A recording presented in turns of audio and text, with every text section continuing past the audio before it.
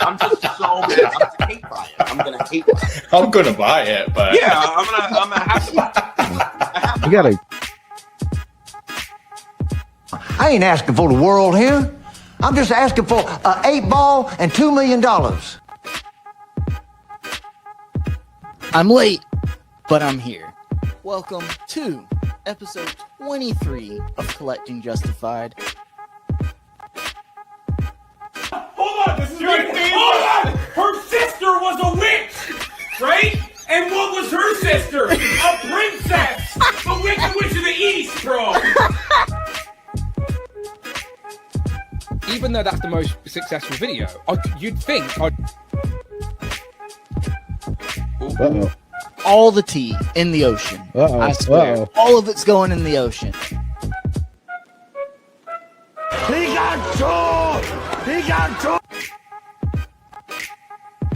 Kenny, what Superman figure did you pick up this week? So here's a good look at my red cyborg Superman. Still don't have for the collection, but Disappointed! Kaiju on the left.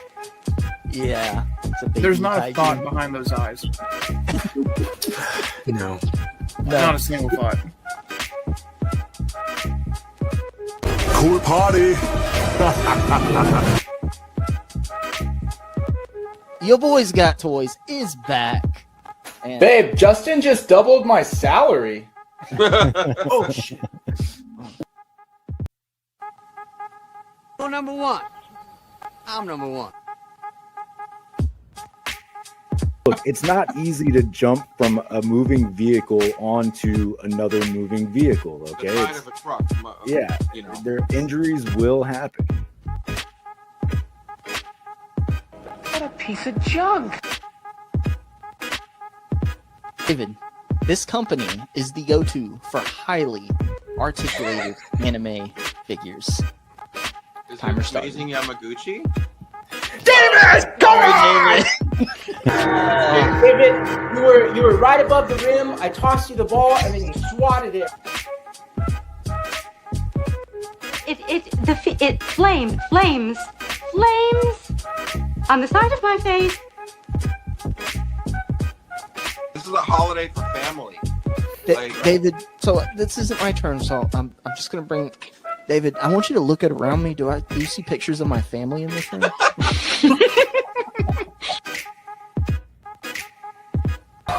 Thank you so much for being my friends.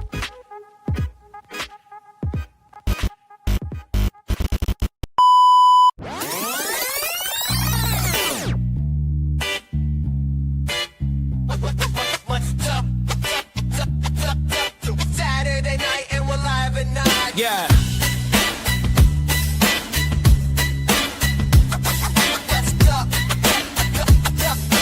Saturday night and we're live at 9. It's Saturday night and we're live at 9. You know that means it's justified. Justin collects, making the connect. Kubo has 2 strings, don't disrespect. Andrew is a Jedi, but he's seeing the dark side. Down in the basement for the 28th time. Now there's David, Evan, and Smith. 3,000 action figures for the toy sluts and basic bitches. Your boys got toys to bring the noise. Love the imports, but McFarlane he avoids. And counterculture is in the space. Superman for days, like it's a race. Now that's justified. Now that's justified. Now that's justified.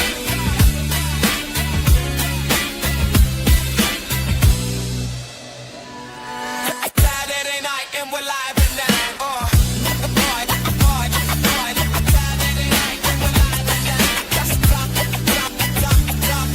Saturday night and we're live at 9. Andrew, entertain the chat.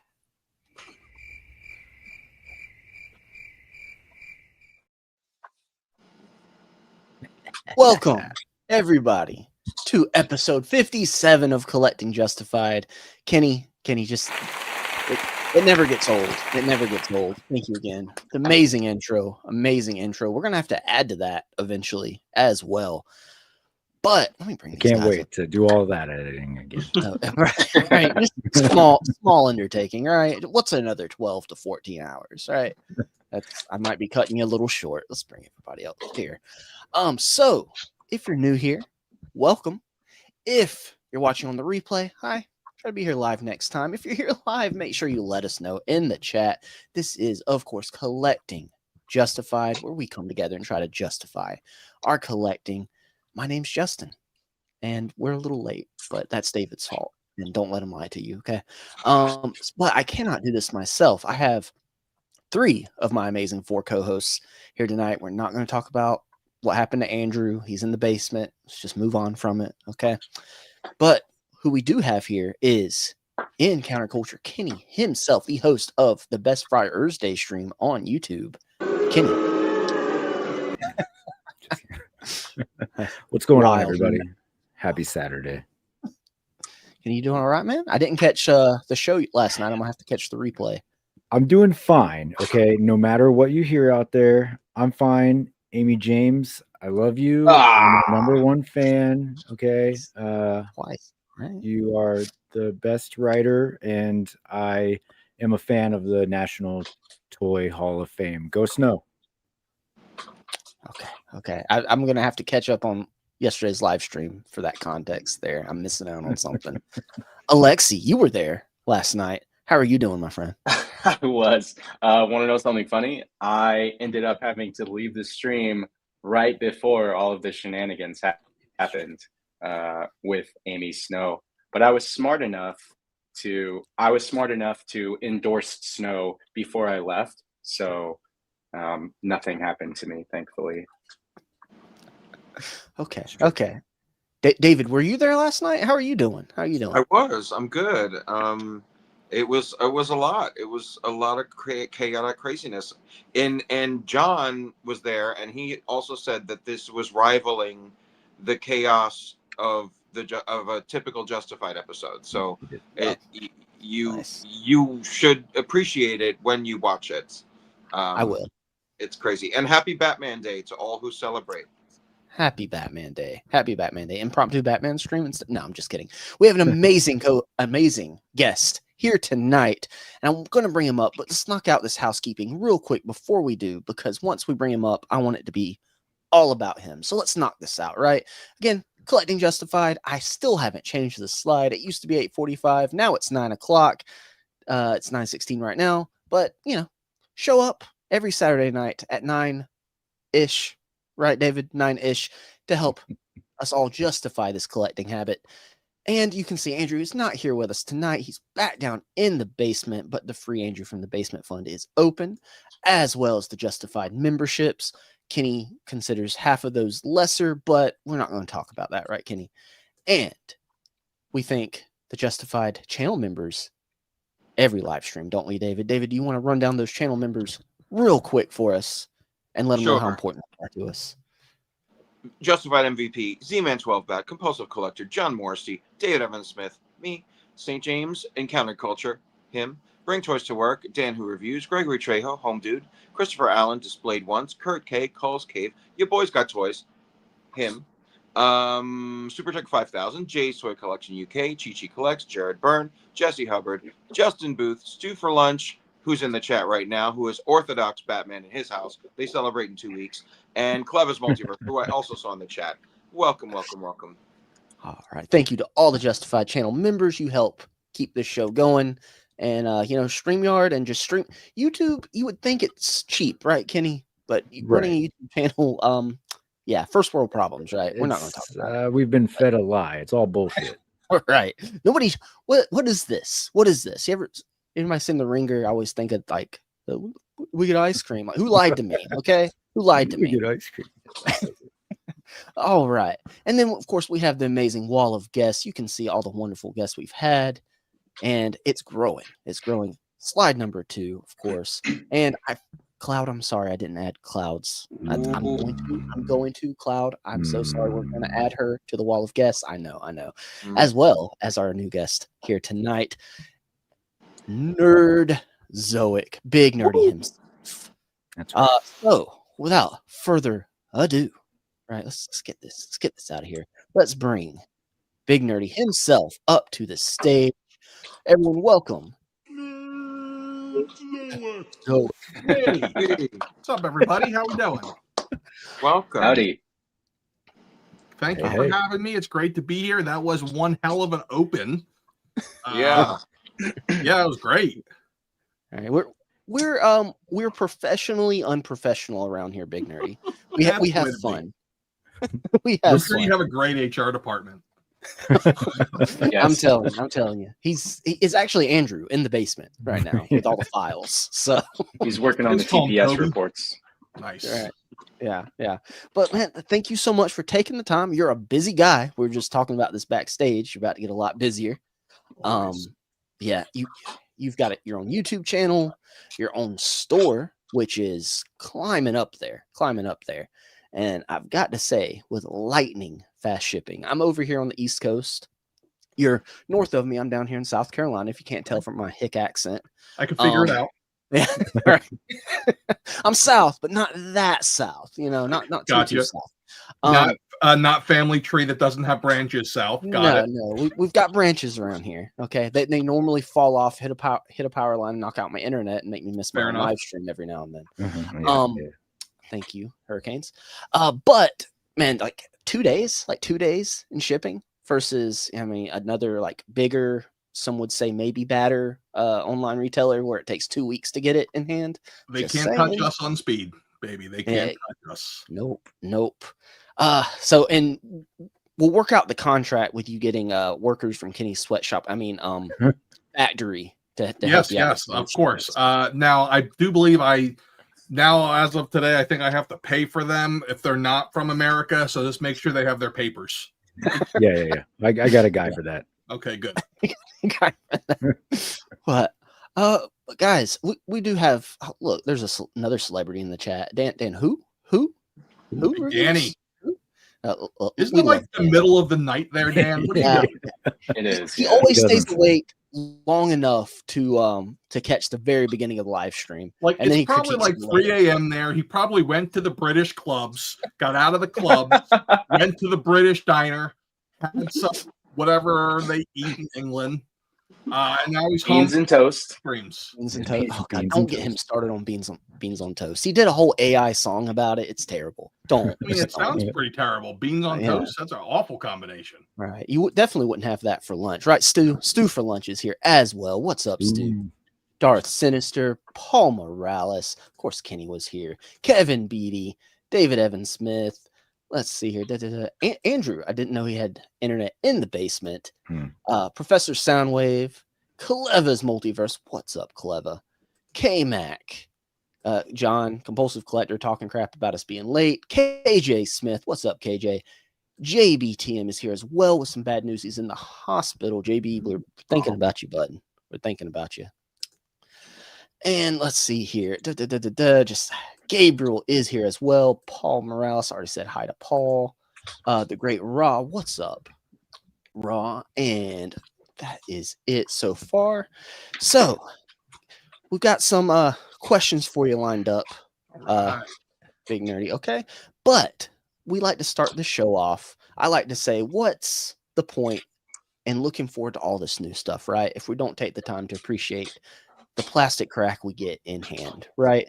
So we like to go over pickups at the beginning and just appreciate what we have in hand before we're just scratching our neck and worried about the next thing, right? Nice. So, Big Nerdy, you're our wonderful esteemed guest. Do you have anything you'd like to show off? Yeah, I don't pick up much stuff anymore because I have it all.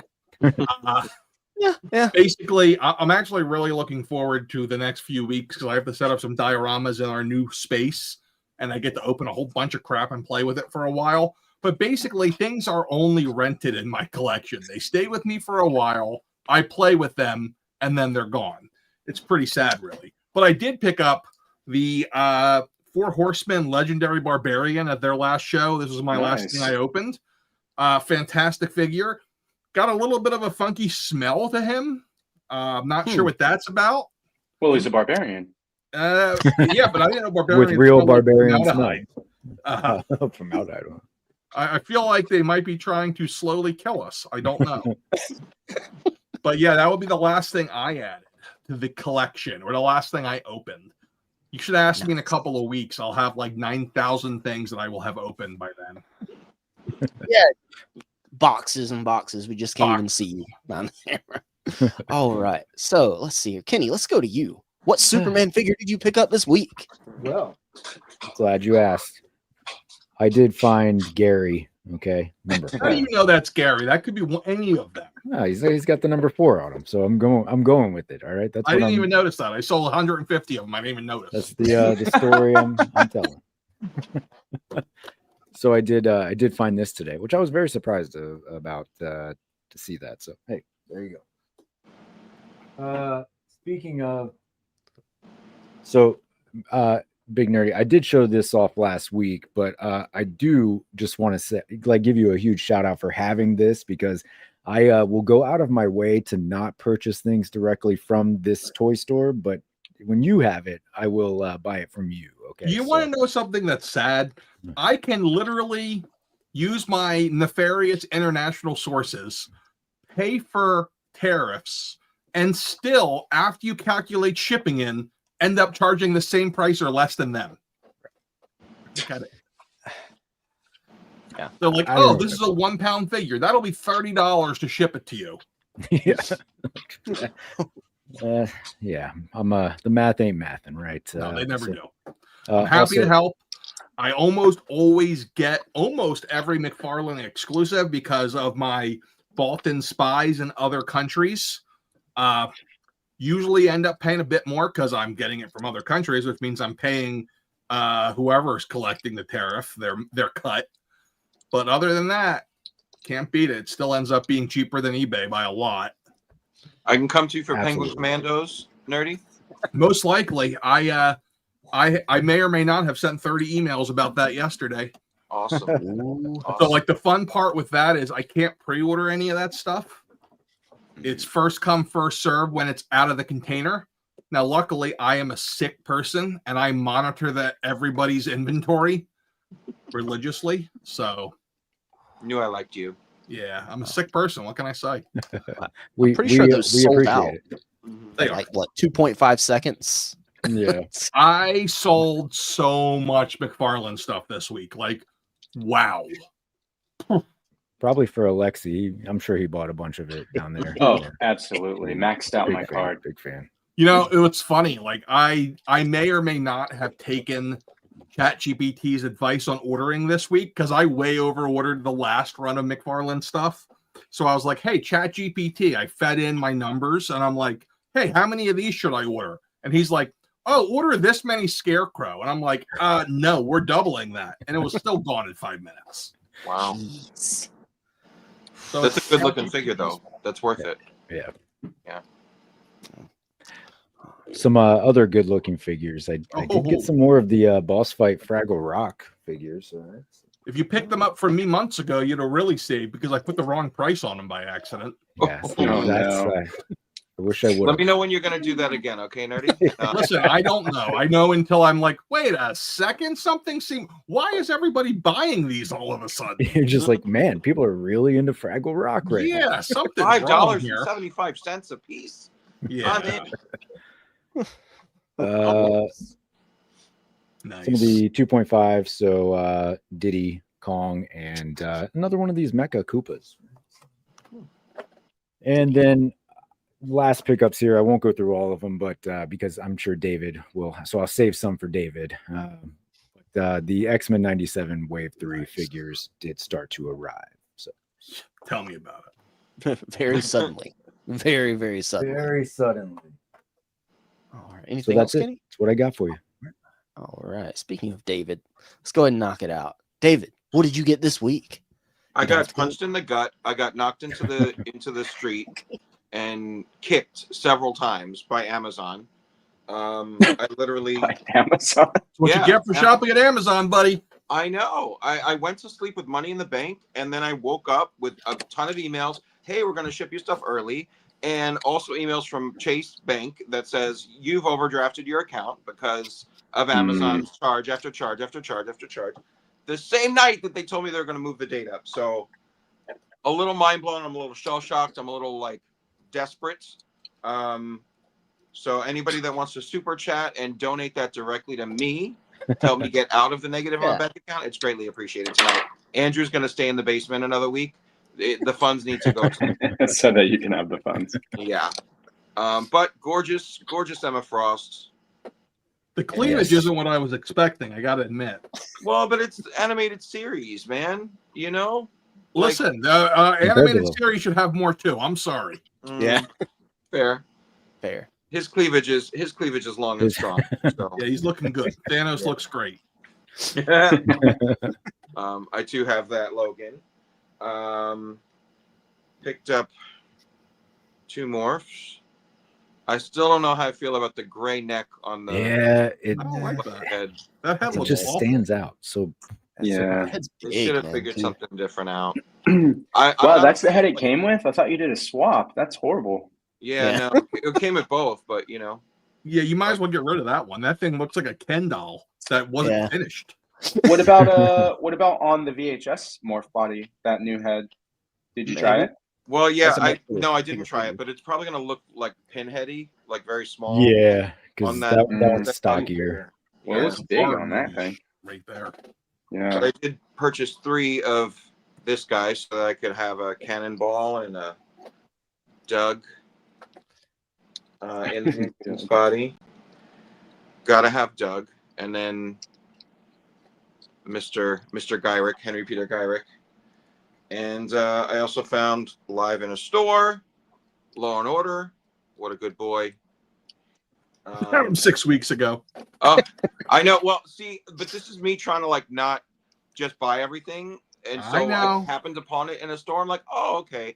Then you get into the store and you're like, oh, that's how they get you. I need that dog. I need that dog. I bought it for the dog. I really don't give a shit about. I bet that now. This you guy. just needed an order. You didn't need any law. Doesn't he look like? Doesn't he look like Joseph Gordon-Levitt if he was a redhead? Like a ginger one. I see it. Yeah. Yeah. And CoverGirl came in as well. Very pretty. Easy breezy. Lovely smiling head. So yeah. It's been quite a haul. Iron Man and Mandarin are coming on Monday, as is MJ Iron Spider from Magic the Gathering. So still getting kicked in the gut. Keep kicking, David. Amazon. Keep kicking. But yeah, that's it. That's it for now. I don't know why it keeps. Yeah. So Nerdy. Whenever we get to David, I have to just full screen him, because if I leave him right here with us on the side, StreamYard hates him. It will constantly put. It's usually Kenny. It just moves Kenny in David's spot, and I don't understand. It doesn't do it with anyone else. It prefers Kenny. And we'll prove it right here with Alexi. What did you get this week? Hey, everybody! Dude, what's your problem? So I have my table is completely filled with toys. I have toys everywhere, but the only ones that are new pickups are these Super Battle Droids, and I didn't just get 2 of them. I got 3 of them, and I don't just have 3 of them. Now I have 27. 4 of them. So.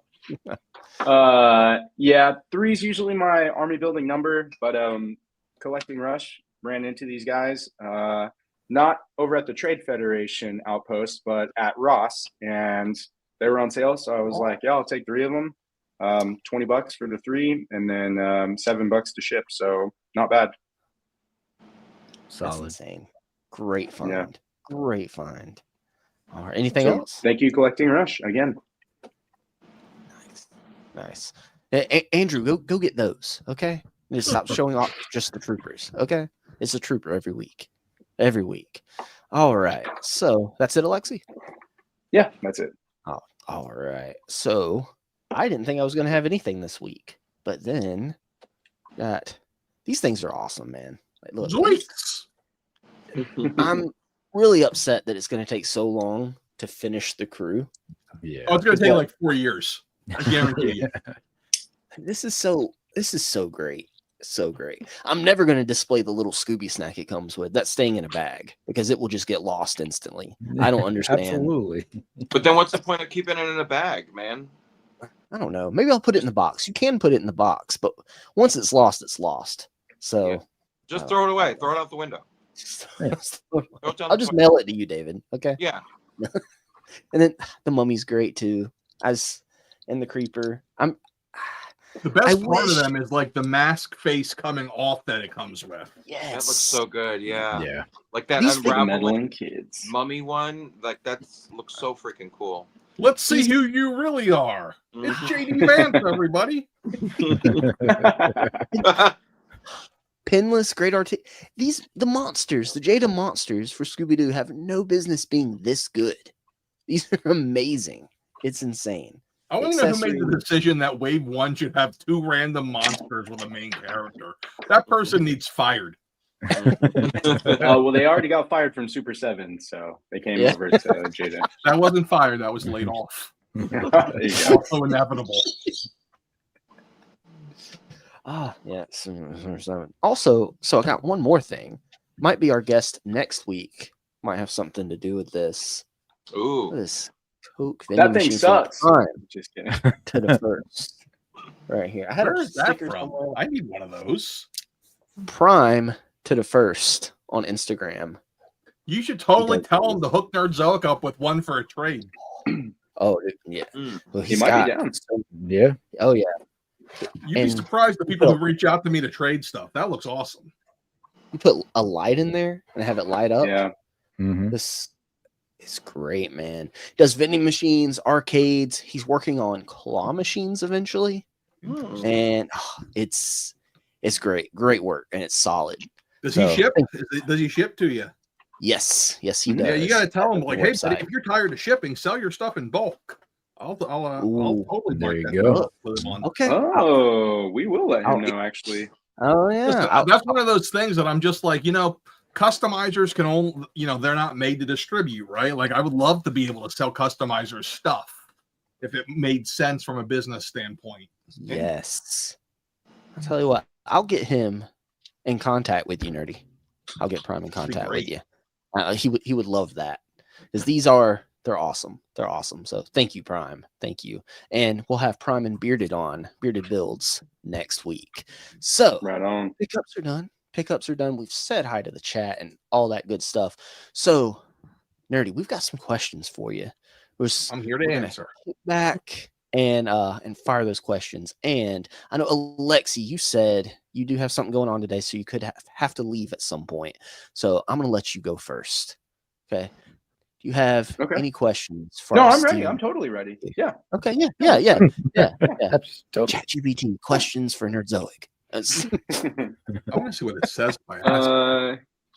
So should Matt and I just go into a breakout room or make out? No, not. He said my first question for you. Well, actually, first, Matt, since we all get a little bit of intro. Love your store, love what you do. I got my very first wave of Jada Street Fighter from you, from your store. So really appreciate that. And actually, when I called to just to check on the order, nothing like crazy or anything like that. I left a voicemail and your wife actually gave me a call back personally. And I was like, I told her to stop doing that. I'm like, stop calling people. I was like, it's 1 a.m. Okay. I got to go to sleep.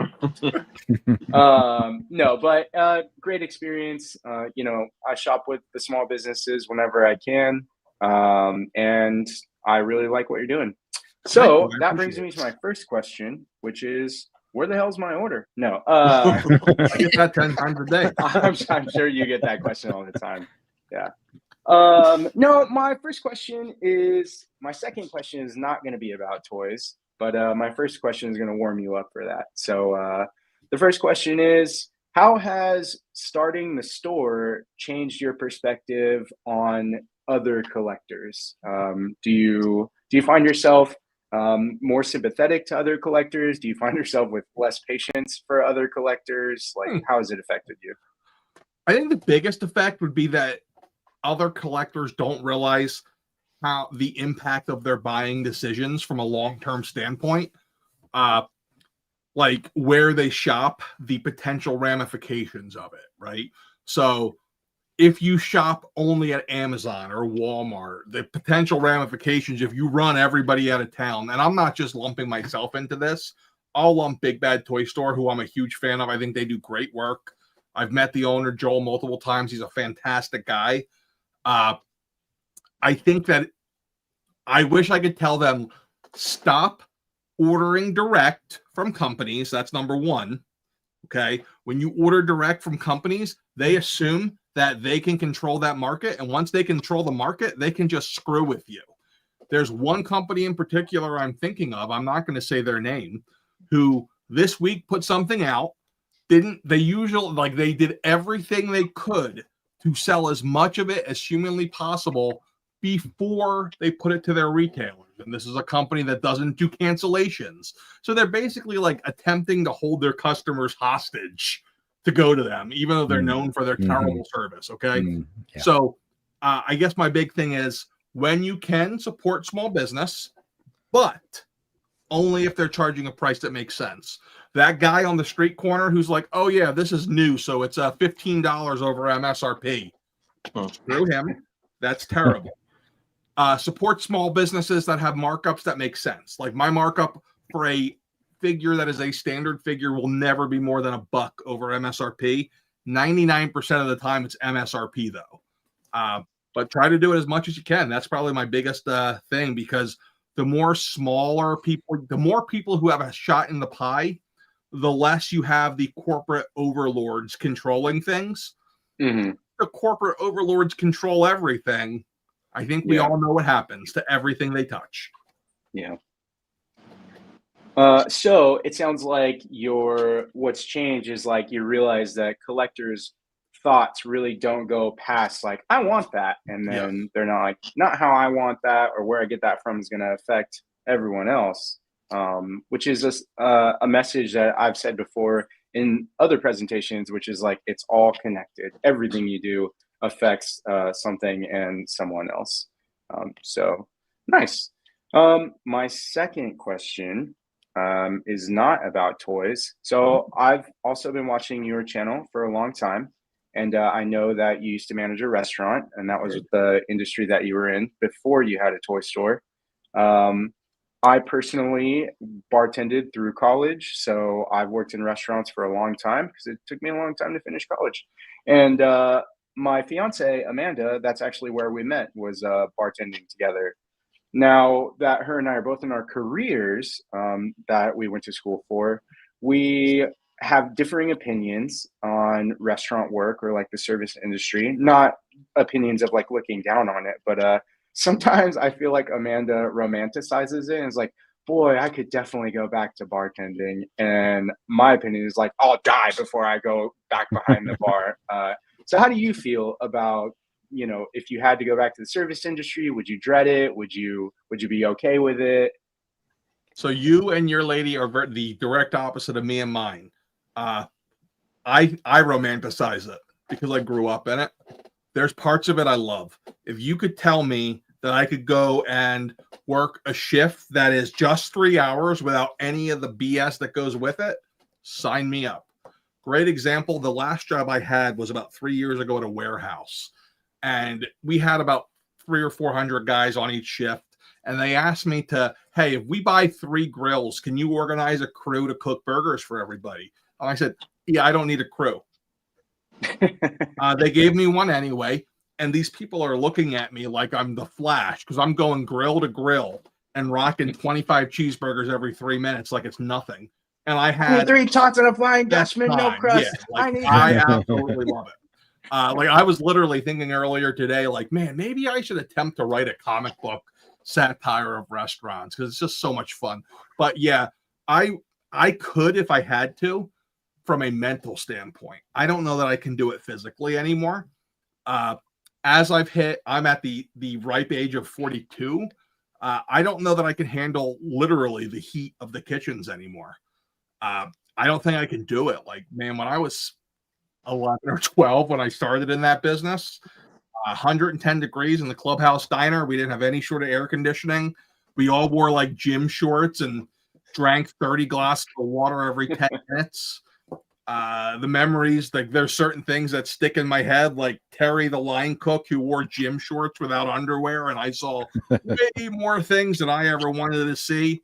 Like I could tell you so many stories, and I saw so much, and it's a part of me.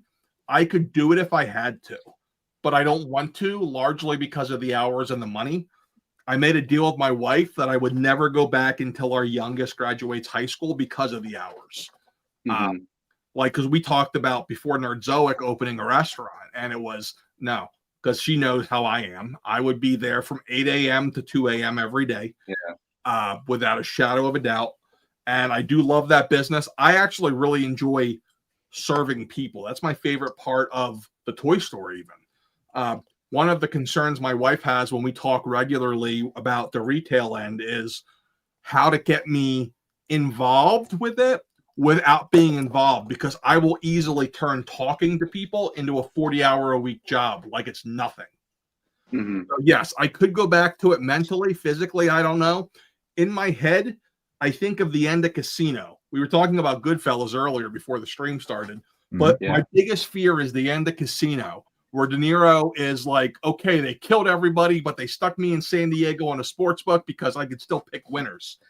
The end of my life, I can totally see myself being 65 years old, half crippled, and they'd stick me in a kitchen and say, you can still run a kitchen like nobody's business. And that's like my biggest fear. Yeah. How's that for well, that's good, because we're not going to be able to retire as this generation. So it's good that you have a plan for when you need that after career life. I will never retire, even if I had the money. I am, you know, my dad always said that, and he had to medically retire, and it mentally killed him. I just know that I'm not that personality type. Like I have strategically been preparing my life so I can leave it like the old guy in Pawn Stars, the grandfather.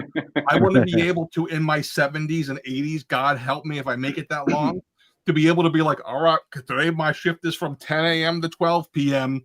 Go into the store, complain about stuff for 2 hours, and call it a day. Sounds great. Yeah. Nice.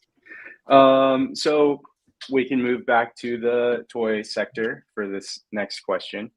Bobby Bella did a video about KOs and how the larger companies feel about KOs. And one example that he used was Transformers, because there's a big market for third-party or KO Transformers. And he spoke with someone I don't remember if it was at Hasbro, but it was someone from the older generation of Transformers producers. And that person said that they went to their boss before when they started doing third-party and independent Transformer-like toys and said, like, hey, there's people knocking off our product. Like, what are we going to do about it? And his supervisor told him, paraphrasing, if we're making the right product, it doesn't matter what they're making. How do you feel about the KO sector? So if you're knocking off, this is going to sound so self-serving, and I apologize in advance, but if you're knocking off smaller companies like Four Horsemen or Valiverse, I think it's garbage. I think it's crappy. But I don't really care if somebody, like, I won't sell it, and I won't begrudge somebody for buying it if they're knocking off Hasbro or McFarlane. If you're knocking off a big company, I'm not going to sell it, but I will not begrudge you for that. If you start knocking off small companies, then yes, I will, without a shadow of a doubt.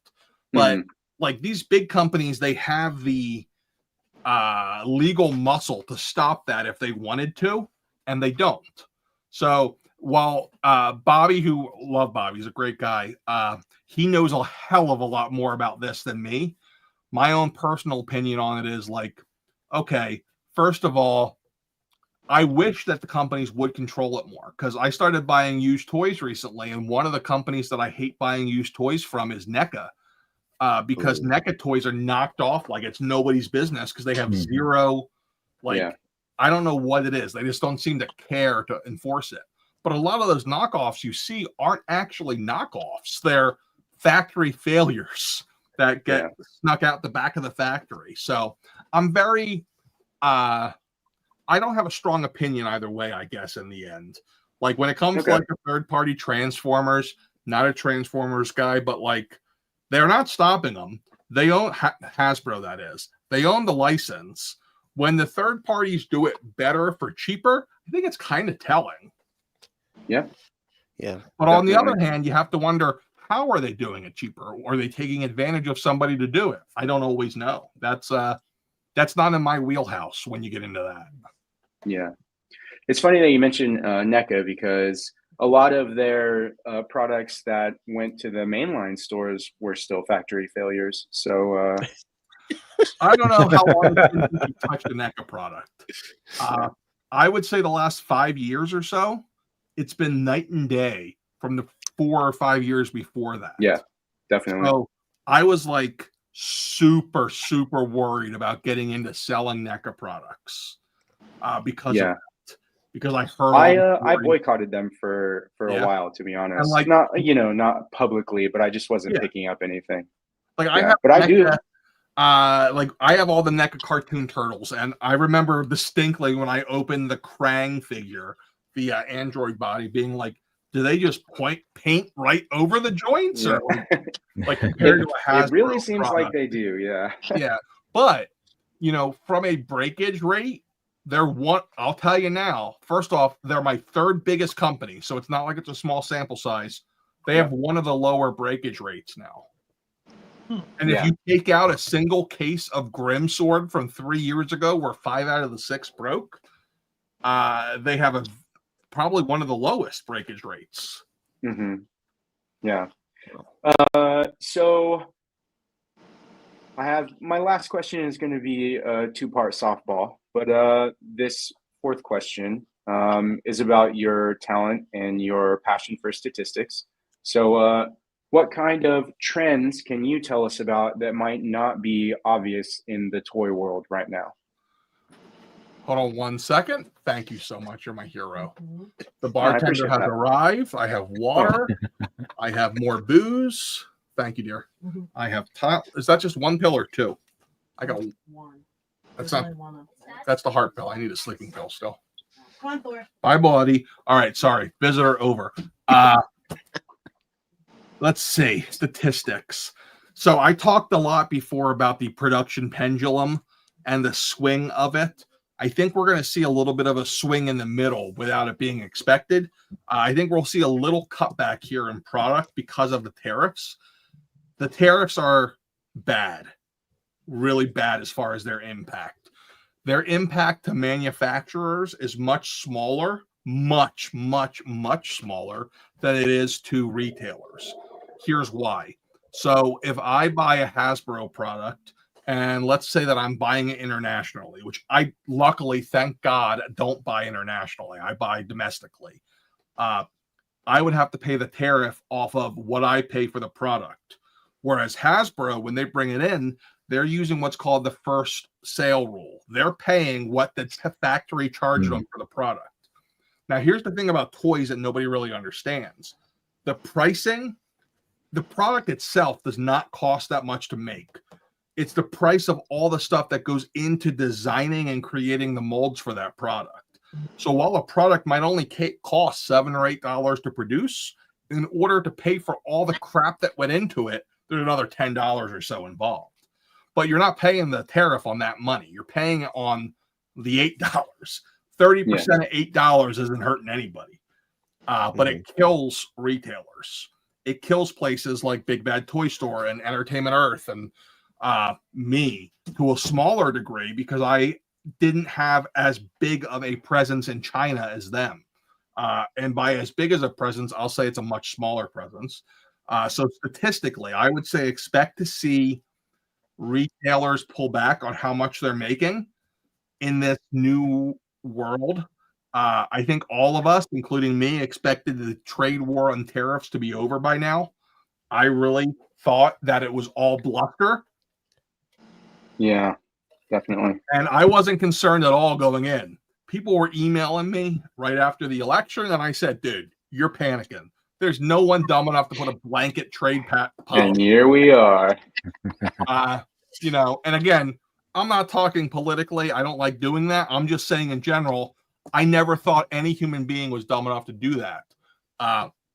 But here we are. I still think that it's not going to last that long because I still think that it's obviously blatantly illegal. And I think that our checks and balances will eventually shoot it down, if for no other reason than the fact that when people start seeing, like you guys all saw the Hasbro price increase, what, in the last week and a half? Right. Yep. Like, when people start seeing that, they're going to say, what the hell? Wait till like mom and pop see that when they're shopping for their Transformers for the grandkids for Christmas. Yeah. The Toy Association is working hard to get rid of the tariffs. So the tariffs are a huge impact. So statistically, what I can tell you, you're going to see smaller print runs, is my opinion, than you saw before, which means less stuff going to close out. Yeah. So less stuff in Ollie's. I think the stuff you can expect to see in Ollie's, it's going to be the really bad stuff. The stuff that nobody wants even for $10. Yeah. Yeah. Okay. Do you know what Labubus are? I watch South Park, sir. So yes. Have you done the ritual? Just tonight, my daughter was like, I want a Labubu. And I said, no, they're demonic. Okay. We follow Jesus. We're not getting no Labubus in this house. So you don't sell Labubus on your store then? I do not. I don't really know if they're demonic. I wouldn't sell them if they were. But I do not sell them. Assuming, again, like the South Park thing's a joke, but like if I would sell them if I thought there was any demand, but there's no women buying from me, guys. There's no kids buying from me. There's no guys like us. Okay. So when I put stuff like that up, it goes nowhere. Okay. Yeah. You got to know your audience, right? Know your audience. My audience, and you know, the lesson I've learned over the years is my audience is me. If I find something that I'm like, holy crap, that's cool, I'm going to sell the hell out of it. But if it's something that I'm like, well, that's garbage, it doesn't sell. And as my opinions change, I can see the change in sales over time. When McFarlane first got the DC license, I was like, what is this garbage? And I didn't sell any of it. We all were. But like, I made a video 4 years ago talking about how garbage it was and how I sold 6 Marvel Legends to every one DC. Yeah. Guys, now it's 1-to-1. Maybe McFarlane might be beating them. Yeah. Wow. Here at the end of that line's life, it is literally just skyrocketed. Well, you know what it is. Todd's like, listen, if I'm going out like Tony Montana at the end of Scarface. Say hello to my little friends, right on our way. Boom. Bring your effing bullets, the whole thing. He's also putting his face into a big pile of. So my fifth question is, of the hosts that have asked you questions so far, who's your favorite? Of them all, it would have to be you, since you're the only one who asked the question. You didn't we'll have to point say that out. I appreciate it. Of course. I knew I shouldn't win with Alexi first. I knew. Always a danger. Always a danger. I know for next time. All right, Kenny. I'm pretty sure he's Amy. I won't say the last name, right? Suspiciously not there last night. All right. The one stream I missed, Kenny. The one time I missed the recap. The one time. It will be heavily featured on the previously segment, so you're fine. Let's see. Let's kick this off. So as someone who grew up in the Philly media market because Delaware is too cheap and small to have its own, I just want to say that I loathe the Philadelphia Eagles. That wasn't a question, I just wanted to put that out there. Okay. And where are you from again, sir? So I grew up in Delaware, but I'm a Baltimore guy, so I was, lived in Baltimore for a long time. So that must be painful. It was actually. I've moved away from there since then. So. Oh, good. That's lucky for you because I've seen The Wire. Exactly. All right, but for real though, Are you going to So- tell me about the evils of the tush push now? No, I'm actually a fan of the tush push. I feel like that's a very strategic move. I'm all I about have push Clip and that tushes. for me. I just I need have that no part problem. clipped. I'm all about the tush push. All about it. No, I say go for it, but the Chiefs have different opinions on that. So So that they do. That's because they're crybabies. so talking about the toy store though, so like owning your own store. Now, is this like a childhood dream come true or a full-on nightmare? That's an interesting question. It's both. Yeah. No, it's never a nightmare. I love every second of it. The only part of it that I don't love is that from a mental standpoint, I am not built as an entrepreneur naturally from the standpoint of the risk tolerance. Like, I used to love the fact that, like, oh, cool, every other Friday, I have a deposit in my account. Mhm. That was better for me, especially before I had children. And nowadays, it's much harder. Like, I can live on literally nothing. Like, I can be like the guy who eats like free food and sleeps on people's couches. But once you have kids, it's totally different. So it's a little scary in that sense. The dream part of it was I always wanted a business, and I always sounded stupid with it. So I was like, I want to run my own business. What's it going to be? I don't know. That was always it. Like, I never knew. 2012, I almost opened a restaurant with my dad. Funding fell through at the end, thank God, because then he was like mentally not all there physically either. So I'm like, oh, well, thank God that happened. Started doing restaurant consulting right before COVID hit, when restaurants died and no one could afford consultants. Yeah. I'm like, oh, well, that one's dead too. It was just a matter of, like, for me, it was always like, I need to find my thing. And I still don't think this is my thing. It's just kind of on my way to my thing. I think my thing is something different still. I'm getting there. But I still love every second of it. So I guess tied into that, as a collector and also a store owner, they say don't get high on your own supply, right? How has that affected you as a collector? And like, what is the temptation has to be huge, right? Because you're seeing everything, you're getting everything. You're like, I really would love to have that in my personal collection. You talked earlier about how you kind of have it and then move on from it shortly thereafter, but is that kind of just how it totally impacts your modern day collecting? Yeah, for the most part. Like, there's no such thing as a personal collection anymore for me. Everything is transitory. I don't really care that much anymore like I used to. And it all kind of came and makes sense now. Like, I started collecting toys in the 11th grade of high school.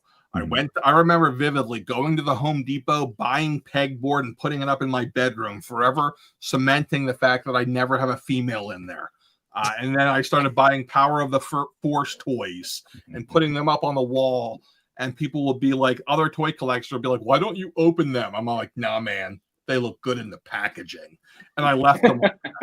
And it never fully made sense in my head. And then I had a store and I looked around at aisles of packaging and I said, oh, crap, this makes sense now. It fits. But in all seriousness, like, nah, the collecting has changed for me completely. I don't really collect anymore. I love the industry. I love the toys. I play with every toy I get my chance to. As you may or may not know, I haven't made a video in like 9 months. Yep. My hope is to get back to that soon and really enjoy the toys more with that. Because, like, the truth is, I can open every single freaking thing I get, sell it for a couple of dollars less, enjoy it, put a video up, voila. I just don't, because I am so over capacity that it's not even funny. Yeah. But yeah, that's kind of it's just completely night and day. I'd say the biggest difference is, like, think about what you do for a living. Imagine it's your hobby. Then imagine you come home from work and you're burned out and you want to go to your hobby to forget about it. Oh, crap. My hobby's my job. Yeah. Matt, I work at a cemetery, so it's probably not a good idea to have that as a hobby, but unless you're the Undertaker. I mean, you can go and become like a wrestler on the side. You know, it'd be kind of cool. Like, you got a great job there. Like, that's awesome. Like, you could be like a caretaker, like the guy with Ghost Rider. Yeah. You could be Paul Bearer. You got a lot of options. No, that's a good point. Other people could have hobbies based on their jobs. I think it would be frowned upon for me, but that's fine. That's the fear. Like, that's the thing. Like, when you make your hobby your job, you lose your outlet. I don't have toys. I love toys. I love every second of it. But when I'm burnt out at work, think about that burnout at work feeling. Yeah. I don't want to touch a freaking toy. Oh, that's a good point. And I think one of those things like I wouldn't even think of. A lot of people on the surface probably are thinking like, oh, must be fantastic, right? Like, oh, just toys. But yeah, if it's consistently like numbers, toys, out, in, what is that? Just nonstop. Yeah, I could see that. It is, and I still love it. Don't get me wrong. I love every second of the industry. But like when I need to zone out, what I usually move to now is like reading comics or reading books in general. Yeah. Like, that's my zone out time. It's not screwing around with toys or showing up at random Walmart at 3 o'clock in the morning. That's what it used to be.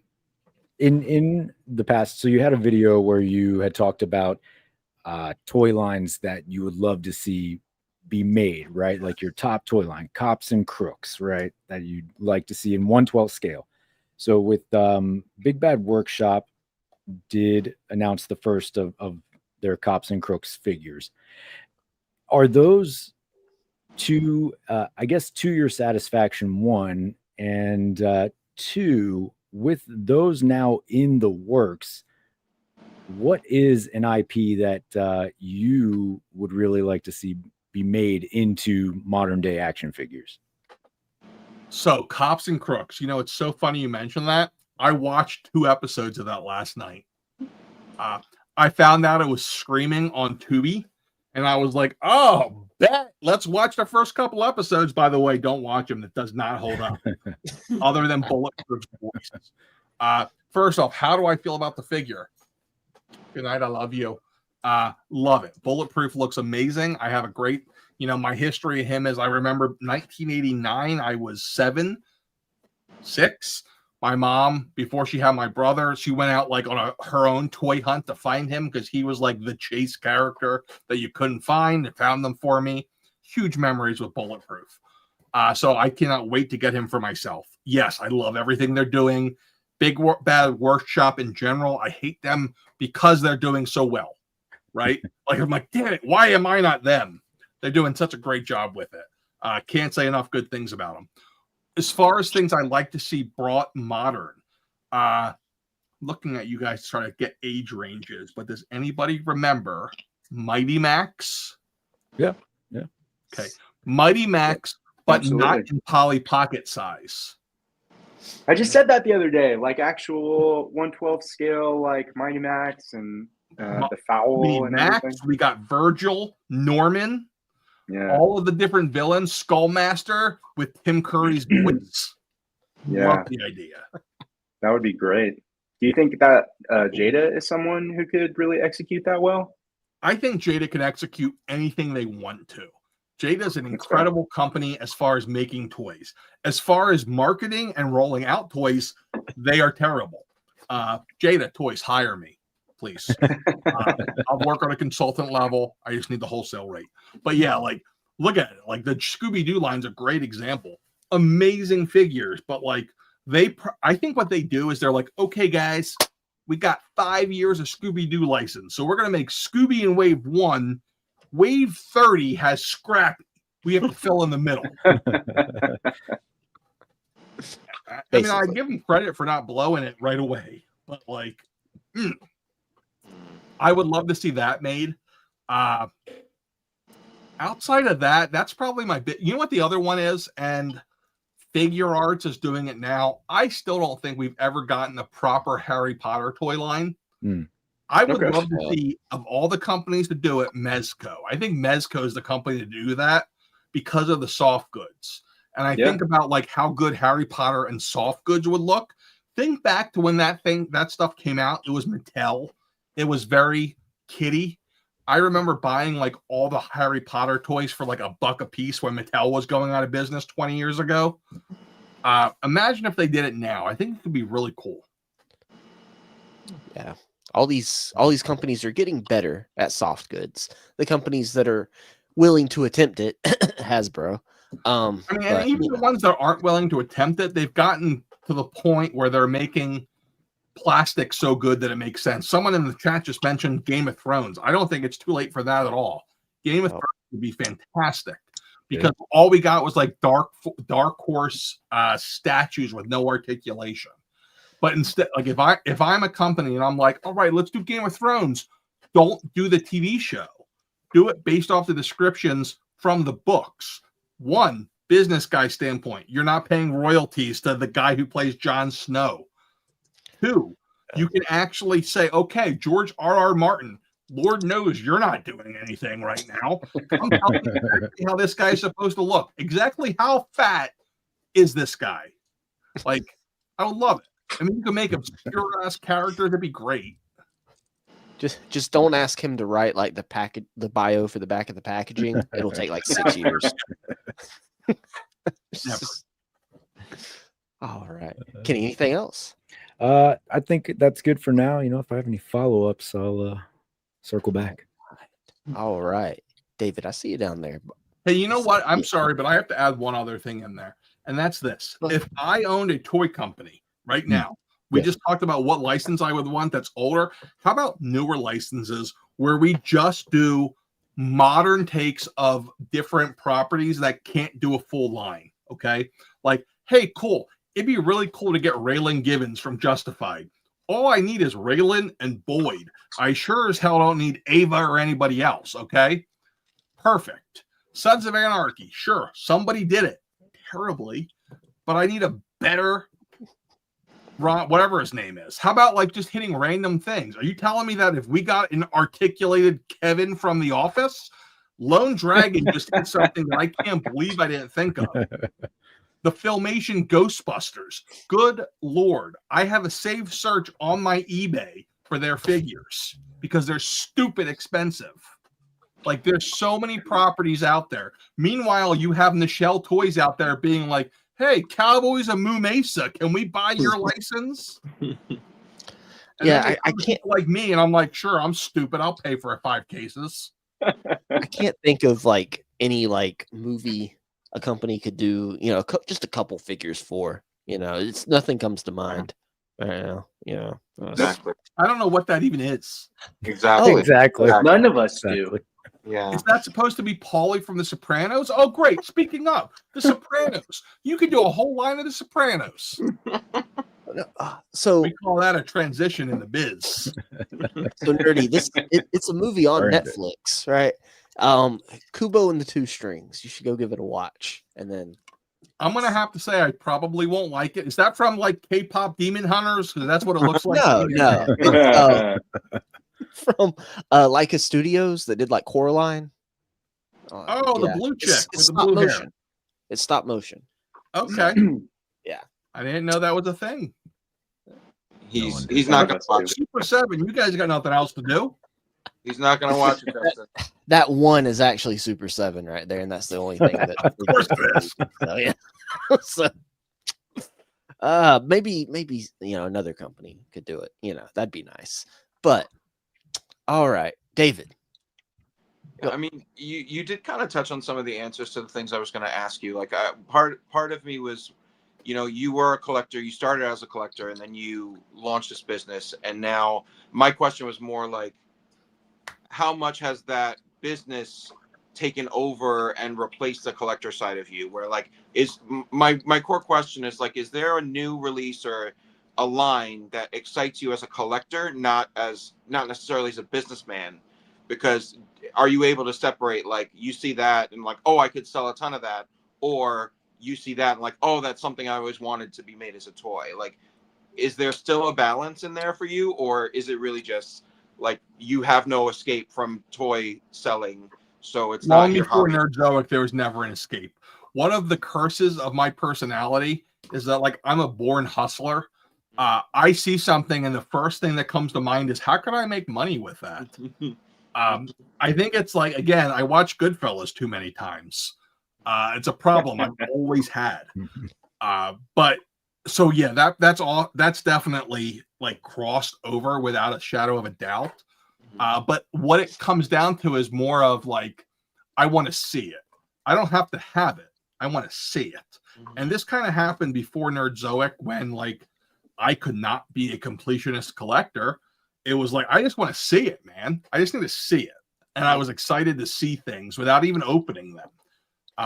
But yeah, for me, it's like there's a lot of things that come out that I'm just like, oh, this is so freaking cool. Ironically, one of my favorite lines to collect is one of my worst selling lines, and that is wrestling figures. I freaking love wrestling figures. Like when they come out with really obscure old stuff, okay? Like when I got Typhoon and Earthquake in a 2-pack, I'm just like, yes. Oh, it's the Headbangers, Mosh and Thrasher. Let's do it. We got the Dudleys. Why don't they have tie-dye? Like wrestling figures do that for me.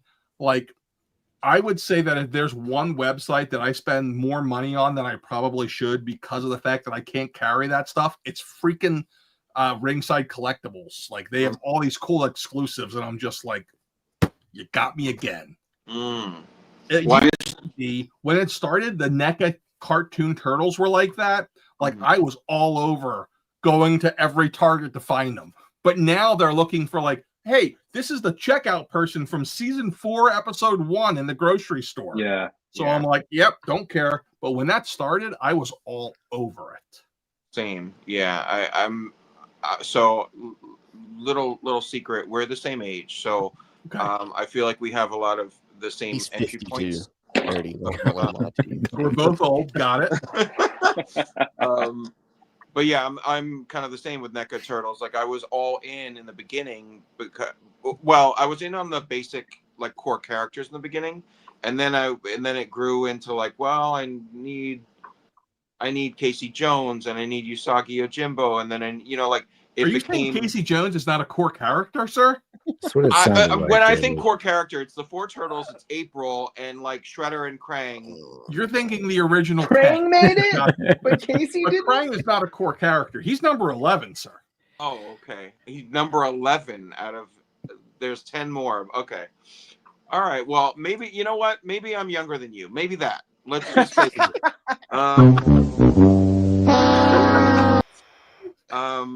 But yeah. So.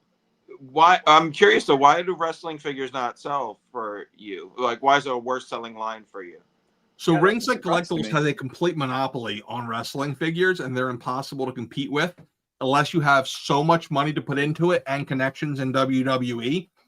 I do have connections in WWE as of this weekend, but I don't have as many the money like to say, all right, cool, I'm gonna dump $100K into wrestling.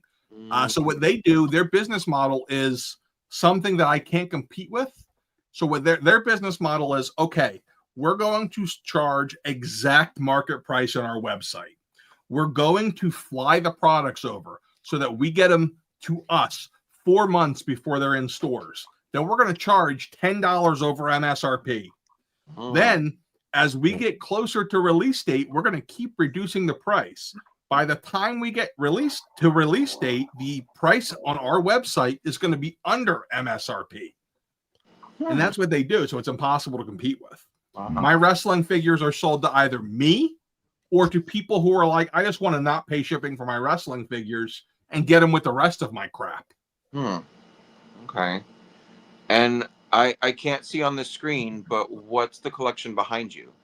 That's so behind me, we got finger. I see Galactus. Is that Galactus? You do. So like we got wrestling. I believe that's Turtles. Then we have HasLab. The middle shelf is HasLab. So we got Galactus. Down below my shoulder is the Sentinel. And I'm kind of embarrassed to say that, but to my left is Giant Man still in the box. Ooh. I see a Mafex shelf down there too, huh? Yeah. So that was like, one day I was like, I'm just going to open a bunch of Mafex figures. Below that's some Mezco. This is just what's in my office, right? Nice. Like most of my collection is still sitting in a storage unit, but most of my collection is completely sentimental and absolutely worthless. And the thing that people don't understand about it is most of it's mint on card. Like my Power of the Force figures from the 90s that are like $2 a piece, they mean the world to me. Because that was my first stuff. That was the first thing I hunted. Okay. I figured like what you surround yourself with there is some of the stuff that's most precious to you. So what I surround myself stuff is the modern stuff that represents the things that are most precious to me. Okay. So like, for example, I collected Star Wars for 20 years before I touched another figure line, minus wrestling. Wrestling, I kind of dabbled in here and there. It was like, oh, there's no Star Wars stuff out this week. Guess I'm buying Raven or Stephanie McMahon. But wrestling stuff, like eventually I got to the point where I'm like, oh, I'm too cool for wrestling. I'm not a nerd anymore. I'm going to just watch Star Wars. Because those people are super cool. The Star Wars people. Totally. Like, I was just Star Wars. I figured out years ago, because like my collection went from my bedroom, and then I was like, oh man, there's no way anyone's going to want to make out with me in this room. So I was like, all right, in the storage it goes. Then I bought my first house, and I put it in its own bedroom. And then it was like, okay, cool, I'm married now. Oh, we're having a kid. It's going into storage again. Back to storage. Then it was, okay, we bought our forever home. I can finally put it out forever. Oh, we started a store. Back to storage. There's something ironic about starting a toy store, taking away from your like. Right. Yeah. What inspired you to do the toy this might be news to you guys because I haven't announced it too much publicly, but I have a physical location now. I don't run this business out of my house anymore. You want to know what my basement is now since July 1st? It's a freaking rec room for kids. I got a couch. I got 30,000 Barbies. And I got a Nintendo Switch with 17 kids in there playing Fortnite because the neighborhood kids come over and they play Fortnite. And my wife has these little cameras to watch them. And she had me like position them. She's like, listen, they're almost teenagers. We're going to want to see what they're doing on that couch. I'm like, baby, you want to see what they're doing. I don't want to see what they're doing. Yeah.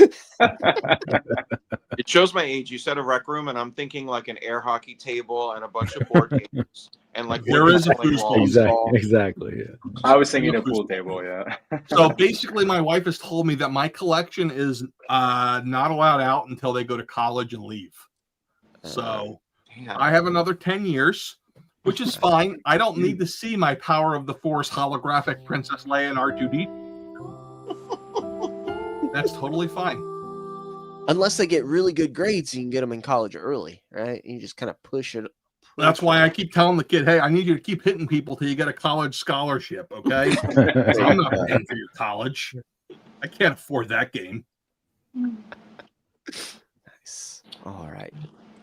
Dave. Yeah. One more. So, because we are of the same generation, would you want a Bionic 6 action figure line?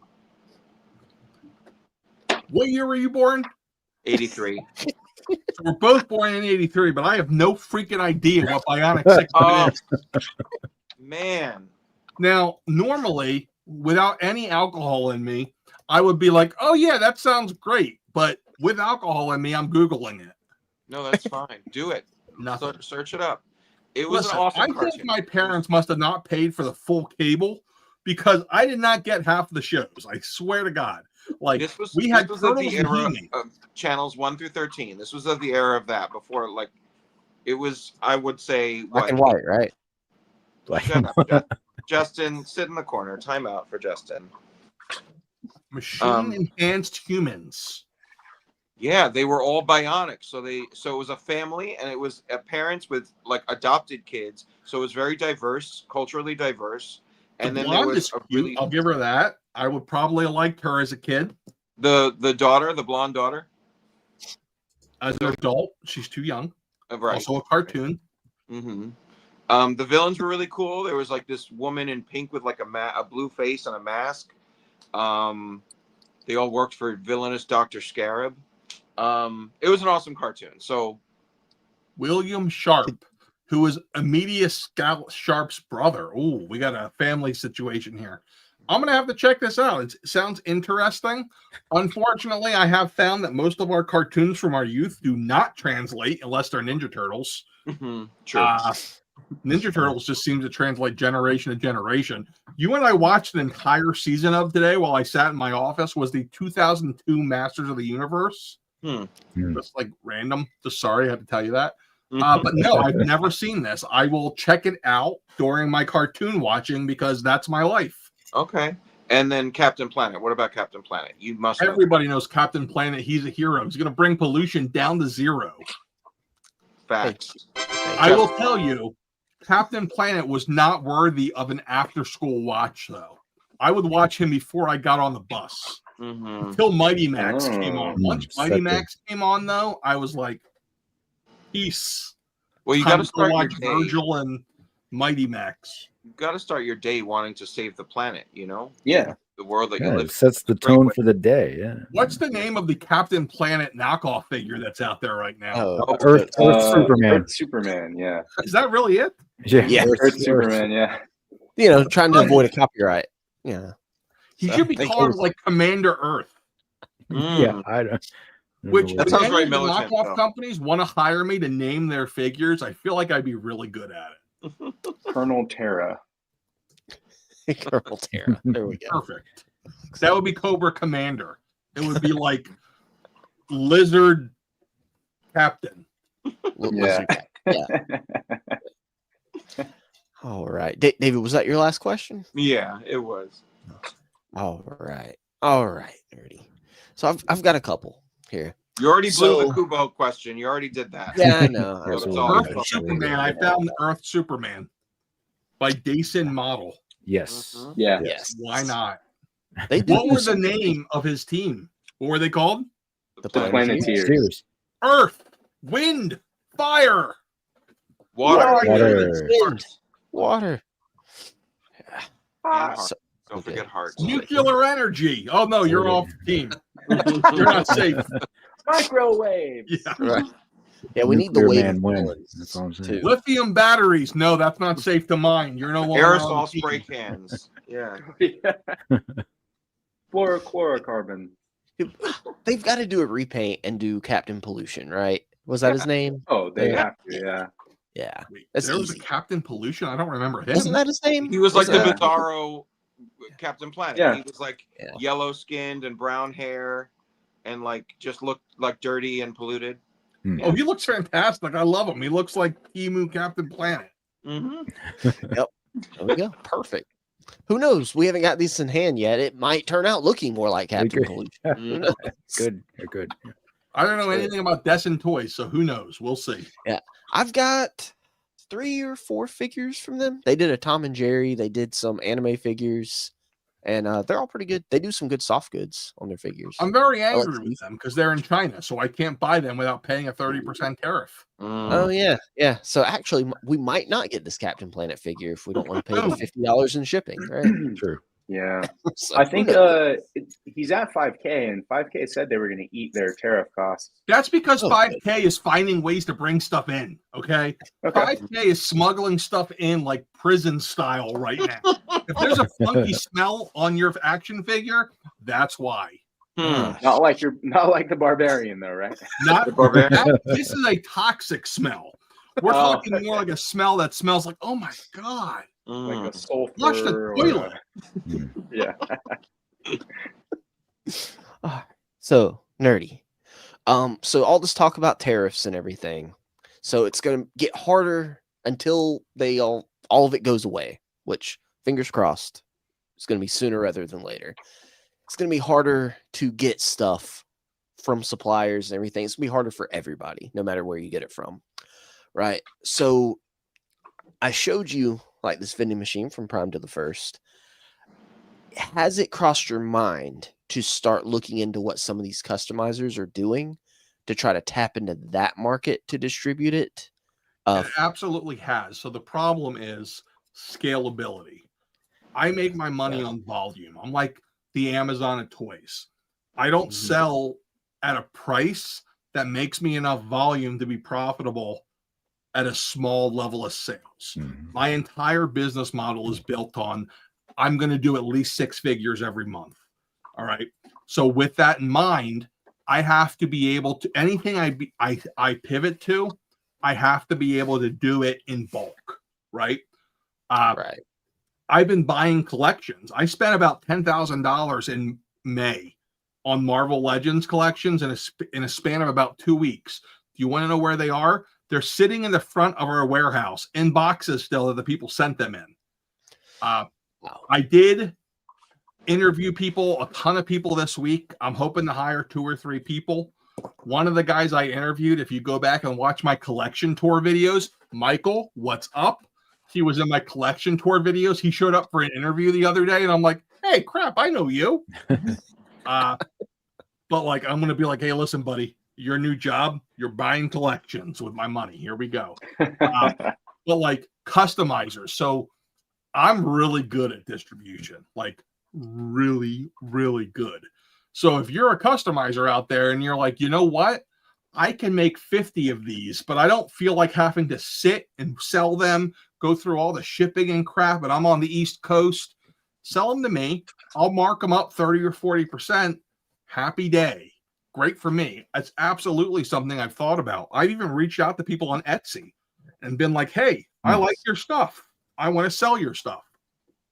Here's where the problems come. One, most artsy people, they have very hardcore values about certain things. Like one guy I talked to was like, I'm only making my stuff in the United States. I want to sell it for this price. And I'm like, hey, that's cool, but that's not profitable cool. Okay. Other people I've talked to are, my fear comes in, like I've talked to a lot of diorama builders who make these amazingly intricate dioramas, but what is, you guys know this if you've been in the industry, what are most diorama bases? They're styrofoam. Right. You get some random person with my styrofoam ripped. Right. Like, do I want to deal with that? Right. So that's where the fear comes in. So I would love to sell 3D printed parts, like my little boat here that nobody wants, because I printed him the other day just because I was doing calibration. I would love to sell customizer parts. It's just a matter of, are they willing to be like, you know what?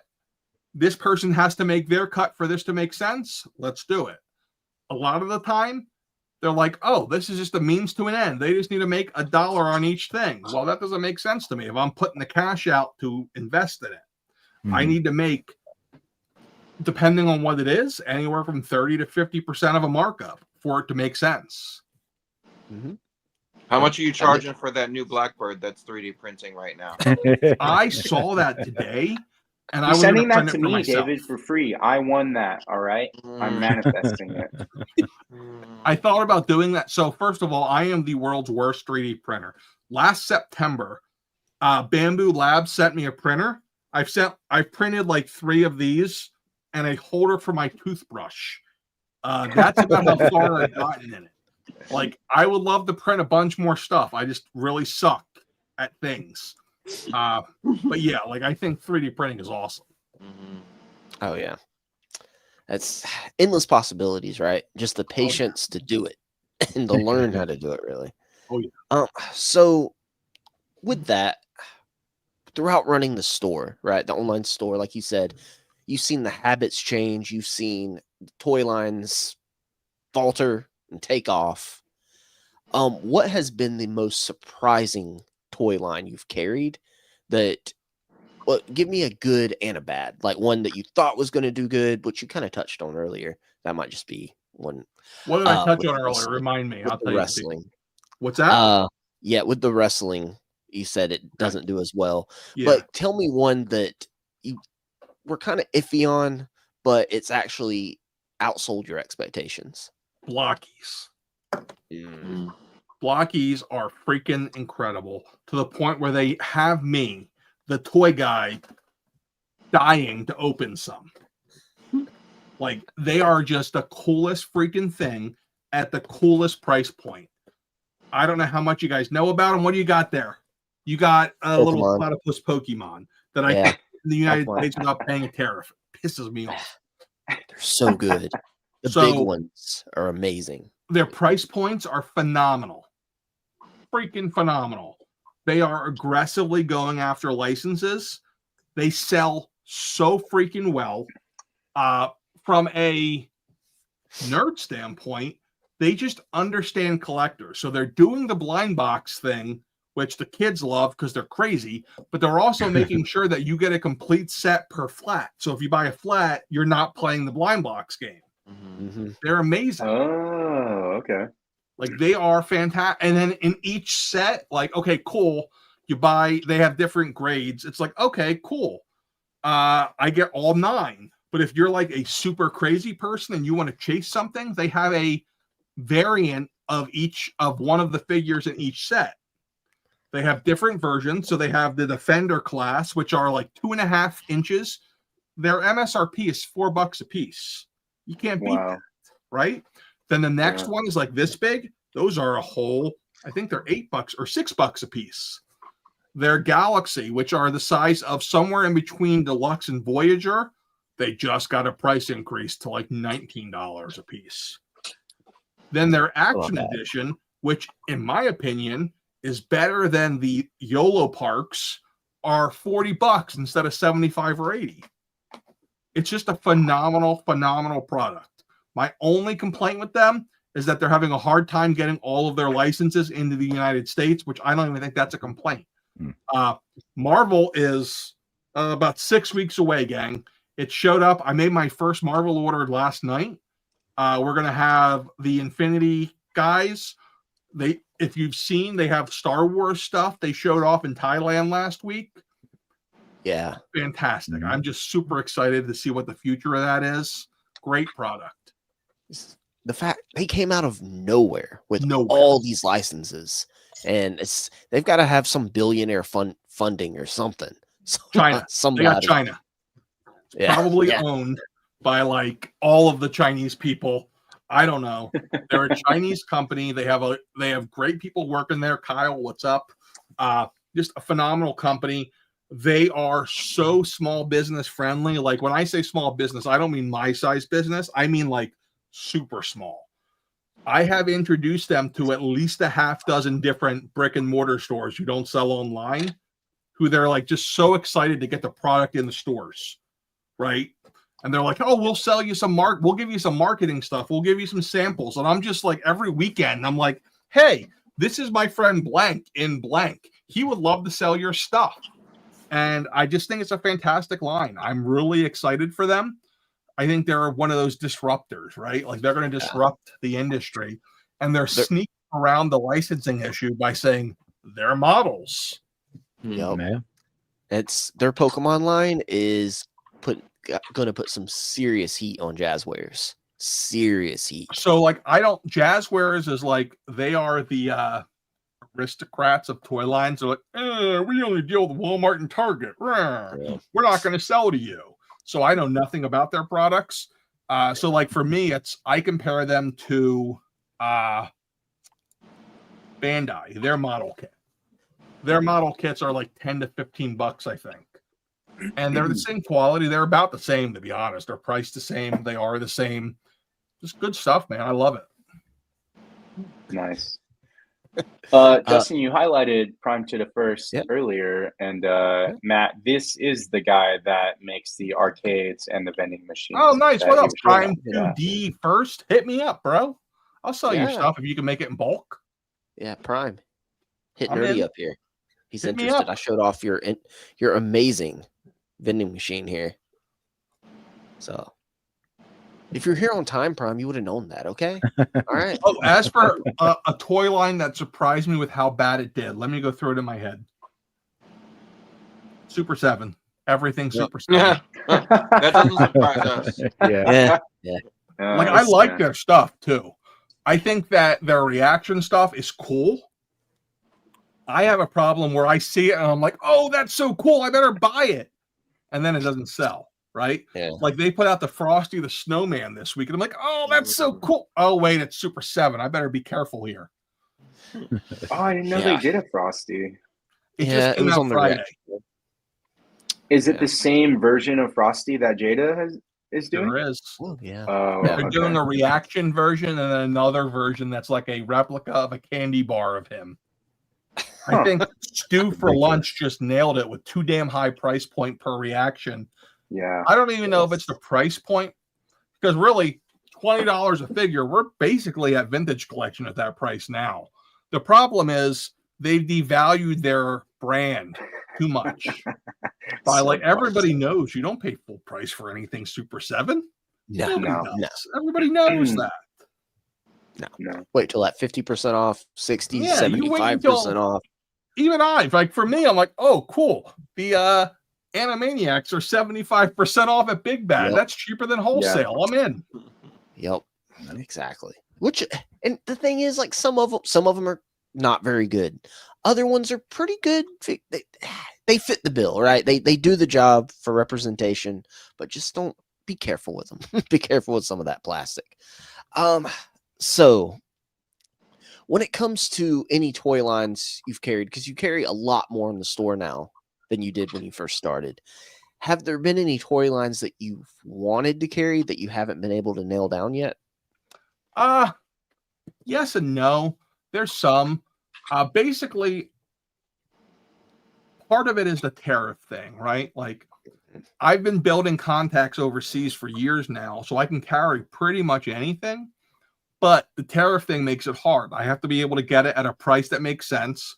And if I can't find a company that's willing to do the work on their end to set the paperwork up so that it legally makes sense. So, like, for example, let's say I'm buying a figure.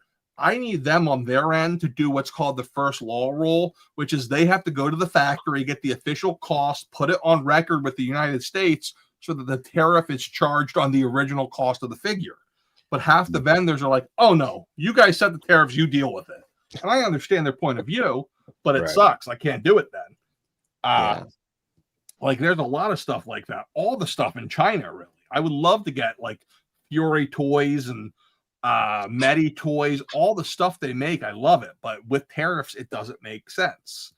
Outside of that, that's honestly, like, I've always had issues with McFarlane. McFarlane product, like, I can't get it from McFarlane, which annoys the living hell out of me. I don't like buying from distributors. I've gotten big enough where I don't think we should have to. So they annoy the crap out of me with that. I mean, I've made videos about it, which I kind of regret, but you know, it is. I love those videos. Yes. You know, here's the problem with those videos. I don't have any problem speaking ill of McFarlane. My problem is I don't want companies that are really good companies looking at that video and saying, oh crap, what happens when he gets his ass twisted with us? That's fair. Yeah. That's why I don't really like making those videos like that. This is what happens. Yeah. But someone's under arrest. But yeah, like Jazzwares is one where I would like to carry their stuff, but they don't really make it available. Like their Star Wars stuff, I think is really cool. Can't really get it. It is what it is. Like my general rule of thumb is if Big Bad Toy Store doesn't get it, then it's just not even worth pursuing because they're really good at procurement. They have relationships with literally everybody. So if they can't do it, there's a reason. Yeah. Are they the original, like, online for this generation of figure collectors? Are they like the original online store, or Entertainment Earth is? Was. Is. Oh no, is. I'm thinking of Megalopolis. They are the you're thinking of Megalopolis, which ironically, Megalopolis, the highest point they ever reached was half of us last year. Wow. So nice. that's the thing. Like when people look at it, like, wow, how can some people do it and some people can't? Those morons had a warehouse, a retail store, and 15 employees to do $600K annually in sales. $600K. We did that when I was working a full-time job. My wife was still babysitting full-time. Like that's nothing in this business. Yeah. Yeah. But Entertainment Earth, they are the original. They have a little bit of a monopoly system going on because they're, oh look, we're the distributor and a retailer. Right. Yeah. What's up with their shipping? Why is it so expensive? If they're the original, couldn't they give us cheaper shipping? They could, but they're in California and we're all on the East Coast, I'm guessing. Fucking California. Well, no, dude, they're the worst. that guy, yeah. Yeah, Lexi, you're the problem. Okay. Yeah, I mean they could probably. They could if they wanted to. but they don't The want. crazy thing is, even though they're in California, I've ordered from them before, and it still takes forever and it's expensive. I mean, I always say, like, when I say like support small business, I don't count them because they have. I don't love the business model. Like their whole business model is taking advantage of smaller businesses, right? So I don't love it, but it is what it is. And I honestly didn't know if they would survive the initial tariff punch. They survived it, which, ironically, I'm kind of glad they survived it because the Diamond Distribution thing, they were the number 2 distributor. Them getting kicked in the nuts and going bankrupt really made things really rough. Because they bring in a lot of random stuff. So for people like me, I buy as much from the manufacturer as humanly possible. But there's some companies that freaking refuse to deal with anybody now. They're like, oh, after Megalopolis and Dorkside, we're done. Mezco Toys. I could not get them to respond to an email to me until I tracked down their like vice president on LinkedIn. And started like spamming her with messages till I said like, hey, should I just show up at your warehouse? And then she finally responded. With yes, nice. Yeah, just show up. Just I would have if she didn't respond with, we're not taking you on board. No. So then I was like, Jada, he gets results. Reach out to him. Listen, you know what I said? I said, okay, cool. Pick your lowest wholesale client who you want to get rid of and sell me their account. I'll give you like $1,500 for it. Just for nothing. Just for giving me the freaking account. That's all you got to do. Nothing.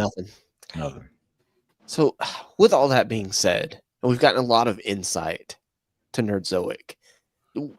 In 10 years, what do you see the future of Nerdzoic being?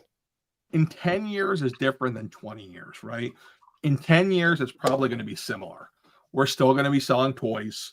They might not be the number one piece of bread and butter. My plan for us is to adapt with the market and really not focus just on toys, but focus on collectibles in general and go with the trends.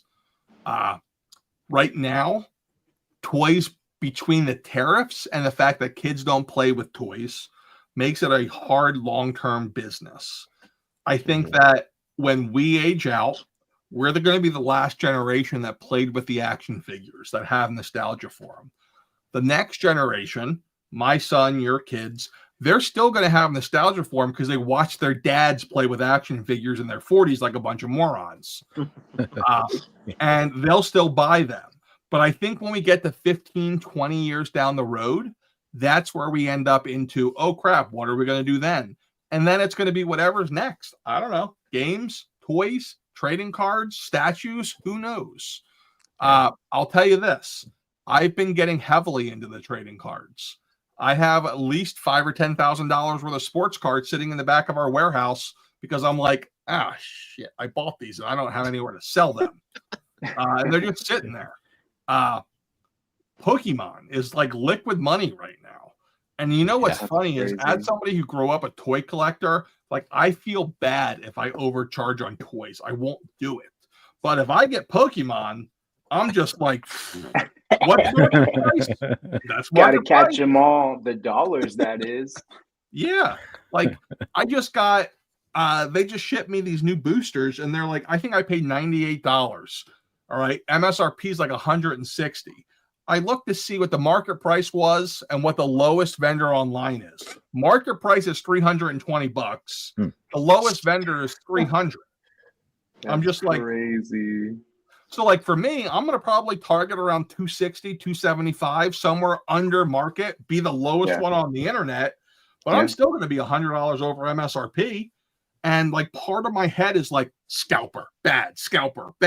But the other part of my head is if I don't do that, someone's just going to buy it from me and do the same damn thing. Yeah, absolutely. Like the market is the market. You might as well make the money where the money is. It just is what it is.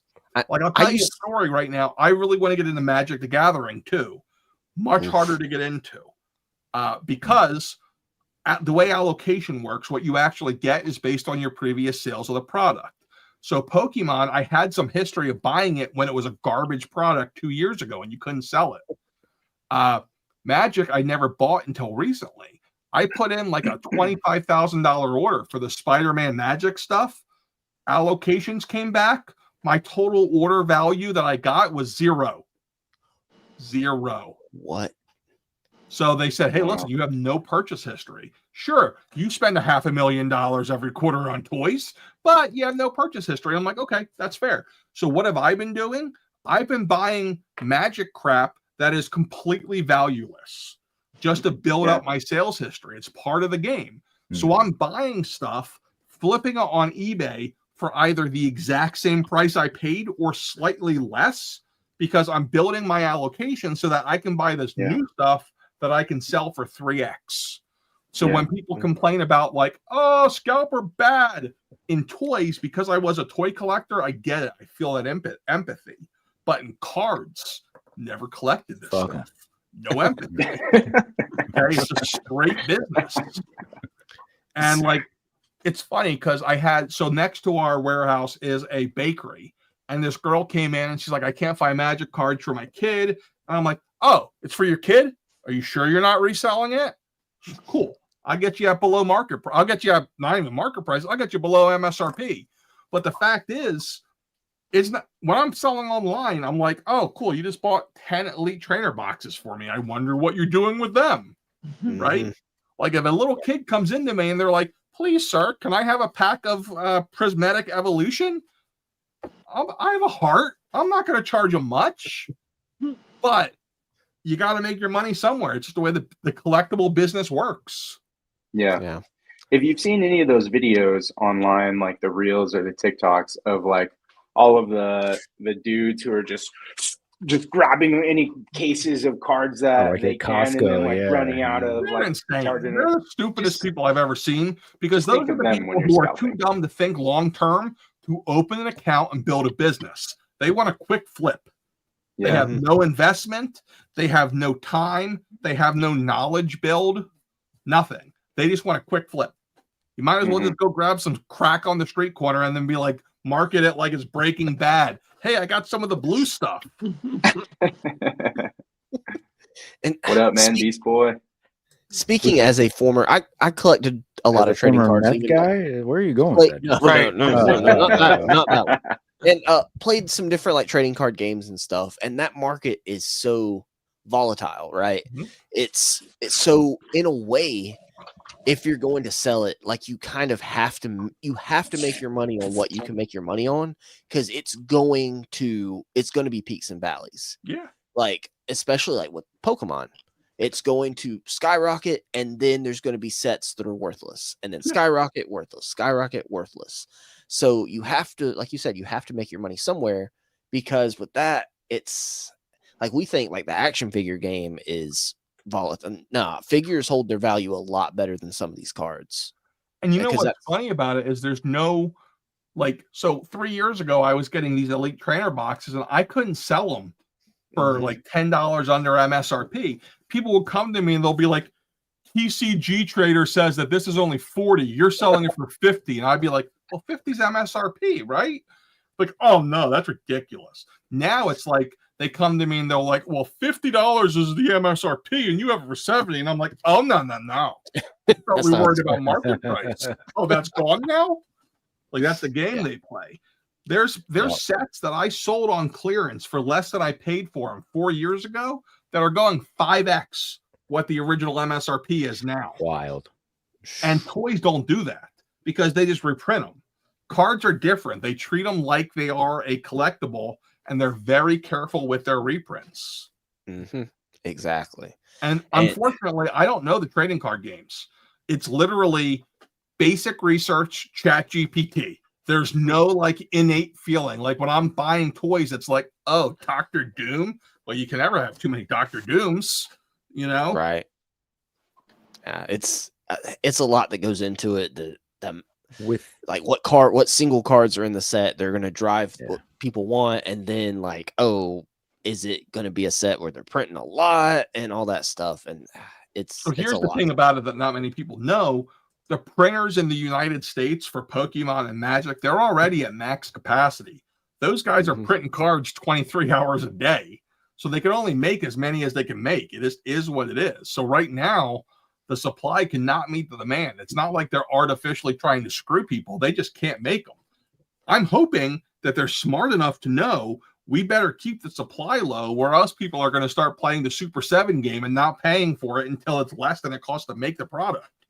And again, that's everyone will say, capitalism bad. It's just smart business. You have to make money or you will not continue making the product. It just is what it is. Just gotta beat all the scalpers to Walmart in the morning for those sets. I've never understood those. Like I've never understood scalpers who like go to stores to buy stuff like that, because I'm like, there's no scaling it. You can make $5. Congratulations.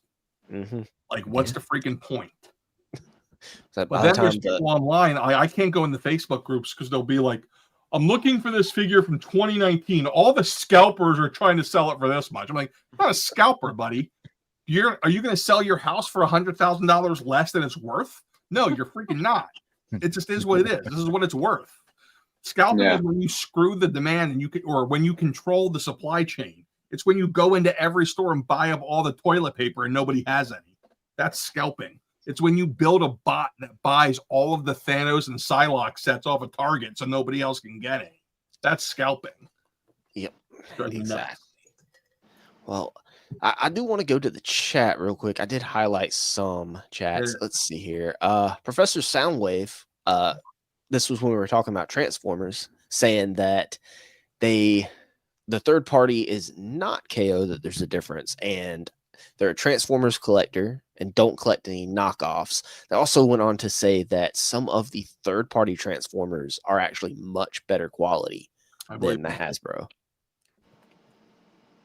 And I've heard that before as well. Yeah, that was why I used Transformers as the example, because I think of the independent producers for that that property, they are the ones that have the best quality for those independent producers. So I definitely agree, Soundwave. Yes. And Lone Dragon was speaking about how Jada did increase their prices up to 30. And Marvel Legends, they just keep increasing their prices. But their base figure price is 28 now, which is still under Jada's 30. I will say Jada is a much smaller. Their action figure, side is much smaller than like a Marvel Legends, right? So their print lines aren't. Right. Yeah. But so have you seen, like, since Jada went up to 30, that price increase, have you seen like a slowdown on your end of their zero? I mean, we've only had 3 figures, right? We've had Blanca. Well, they were 35. Blanca and Sagat were 35. Right. See, there he is. Vega was one of the best-selling figures we had at that price point. Here's the thing with pricing. Like, for whatever reason, like, I am no Hasbro fanboy, but people over punch Hasbro for prices. I don't know why, right? Like, I think it's because they remember 2005. Okay, Hasbro went from 2013 to 2020 without a price increase. Their biggest issue is they should have increased the price before they went up $5 in a 1-year period. Yeah. They shouldn't have waited that long. I haven't heard it framed like that before. That's a good call. McFarlane went from $19.99. We're up to $35.99 in like 18 months, and nobody really says boo. But Hasbro goes up $5 in 8 years, and then another $3 6 years later, and it's the end of the world. That's fair. That is fair. Yeah. Now, if you want to complain about Hasbro pricing, look at where they like put what I call like the Spider-Man tax. Like, well, this is Spider-Man, so he's no longer a basic figure, even though he is a basic figure. Complain about that, right? Like, that is totally worth complaining about. Complain about the fact that, okay, we're paying $28, but we don't get to build a figure anymore. That's worth complaining about. MSRP itself, to me, look at that. Amazon and Walmart have Scooby-Doo priced at 36 to 40. That's because they're priced on supply and demand. They have algorithms in place. So they're saying, okay, cool. Everybody wants this, so let's raise the price. Oh, nobody wants this figure, so we'll go lower. But nobody calls them scalpers. It's ironic. Yeah, that's fair. I feel bad for Big Bad Toy Store a lot because they're very on top of it, but they get thrown under the bus like crazy. Yeah. They've seen a lot of price increases due to tariffs. I spoke on they've got the Blockies Pokemon up now, and those prices are high. Those are a lot terrible higher. prices. Yeah. But it comes down to how much you touched on it earlier, getting it in from China. How much It's they more had to than pay that, to get though. it It's in. also they have to make up their margins on other product. They're looking at it like this. What is the supply in the United States? What is the maximum price we can carry? They're not looking at each product individually that much. They're looking at, okay, we need to hit this percentage overall. What is the right balance to get to that? It's fair. Professor Soundwave also said, this is an interesting comment. Todd is going out with a bang to try to get the license back from Mattel if their contract after their contract by leaving a good impression. Could you, because Mattel's had it before and then Todd got it after. Can we see a world where Mattel just kind of has it throughout this next contract, however long it is, and Todd just gets it back again? Are they just going to keep playing hot potato? We could, but Todd screwed the pooch. And here's where you can, this is not like insider knowledge. This is just reading the press releases. If you read what WB put out after this news was put out, their biggest thing was, we're really excited to go to Mattel. They acted like they were never there before. A company with, I think the exact words were true worldwide distribution. Oh. McFarlane focused, is that even a word? Focused on North America, right? And McFarlane looked at it, and what was McFarlane's biggest change in the last 2 years? They put all of their resources into McFarlaneToys.com. I think if you're WB and you're looking like, oh, cool, you took our license, didn't sell it worldwide, and your biggest focus was maximizing it for yourself. And again, all conjecture on my part. I don't know anything. I'm just saying that's probably what it would look like to me if I owned the license. I go back and forth on whether I'm happy about this or sad about this. I think that from a demand and hype standpoint, Todd has done a much better job. But I was not collecting comic figures when Mattel had the license, so I don't really remember. I've seen some really good stuff Mattel did. Like I started really hitting collecting heavy again. Their last couple of waves, I remember like a Red Hood and Alfred Build-A-Figure that were just phenomenal. But then I also remember finding some stuff in Ollie's that looked like it was dollar store stuff. Yeah. Like it was just hit and miss. I do have a direct relationship with Mattel now, and I can tell you, I think they're going to really put effort into this. Like right now, what do you think they view as their flagship? This is our bread and butter. We do a really good job with this. The WWE line, right? It is. Yeah. And if they treat it like that and they put that level of effort into it, it's going to be better than Todd's. Have you seen any of the 1/12 or 1/11 scale Masters of the Universe Masterverse figures? The last year, they've been freaking incredible. Yeah. Like incredible. The only reason that line never took off is because they started off with figures from that TV show that everyone thought about. Right. So, I mean, I'm really curious to see what they do. My concern with Mattel taking over the line is that they're going to focus on kids instead of adults rather than just the adults. They need to focus on, okay, we need collectors stuff. Like if I'm Mattel, and believe me, I say these things to people. If I'm Mattel, what I would do, number one, I would say, oh, look who's a free agent. Ryan from Marvel Legends. Come on home. Absolutely. Hey, you're That's in what I was charge of the saying. DC Yes. line right now. That is like move number one I would make. I would hire him. I'd put him in charge of it. And I'd say, okay, Ryan, your number one thing, they need to scale with Marvel Legends. We need to be the same scale so people can have these match. Number two, Ryan, every single wave cannot have 3 Batmans. Okay. It can have 3 Supermans, though. No, they I do approve of that. Bad. No. Also, boobs are good. Collectors buy boobs. Okay. Whether it's Power Girl, Supergirl, Todd might go on interviews and be like, nobody's buying female toys. That's a lie. We have a lot of perverted guys in this hobby. What's the number? We do. Listen, Absolutely. Look, my I've never wife, seen. my wife is like sitting in there. She's like, "Why does everybody want Cammy from Street Fighter?" Then I showed her some cosplay. She goes, "Oh, I get it. Oh, that's why. I get it." All Todd has to do is look at his own aftermarket prices. The Wonder Woman he did and the Poison Ivy, the live action Poison Ivy he did. Look at those prices and tell me that people don't want female figures. Loose Collector My sells hope does TNA is for they like ignore what Todd 75. did. They ignore what Todd did and don't think, well, Todd just did that, so we can't do it. No, you have to do a theatrical wave a year. Okay.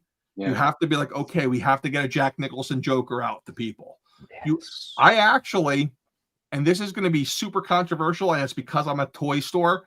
I enjoy the chases because the chases are what keep people in the game. If you didn't have anything to chase, nobody would care. Yeah. It's like that simple. Nobody would really be like, okay, I better pre-order this stuff on day one. I better make sure I'm in stores the day Todd says it's in stores. That's just kind of how it is. I hope they treat it right. I hope that one of the things I think Mattel does a terrible job of, and I've told them this, is they don't treat launch dates like an event. Hasbro and McFarlane, they are all over. We're gonna they have a system. We're gonna have a live stream. We're gonna reveal sneak peeks. Then come the pictures. Then comes the launch date. Mattel's just like, here's next year's plan. Put it up when it makes sense. And if you notice, whether it's Big Bad EE or me, what are all of our initial pictures from Mattel? It's the Mattel logo. Yeah. Even like ringside, the first pictures they have are like, oh, and I did it too. Oh, it's Cody Rhodes from WrestleMania 33. Just go get a picture of him in a match. That's our picture. Yeah. Like, I think Mattel needs to do a better job with that. They absolutely do. And they can really kill it if they do it to scale correctly. That's just where it comes down to. No, we don't need stands, Stu. We don't need baseball cards. You know what we need? If there's one thing we need, and I'm sorry, I will die on this hill, we need Build-A-Figures. I love the Build-A-Figure. Yes. Yes. Agreed. And Mattel was doing that before. They were. So. Because here's the thing. No one's buying Amanda Waller without a Build-A-Figure piece. I'm sorry, Amanda Waller fans out there. True. Sorry. Let's see here. And Lone Dragon did ask, if your giant man's sealed, how do you know you got the right eyes? I don't. But I have a best friend who's a really good painter who I'm sure could fix it if he had to. Nice. It's all right. They send me an extra set of corrected eyes. So if you need them, I got one extra set over here. Oh, awesome. I can't just DM Ryan anymore and be like, hey, my eyes are screwed up. I got to hope that wear glasses Dan answers my DMs now. And let's see. Sorry to interrupt, guys. I do have to head out. I'm already being nagged off screen. Listen, he doesn't mean nagged. He means loved.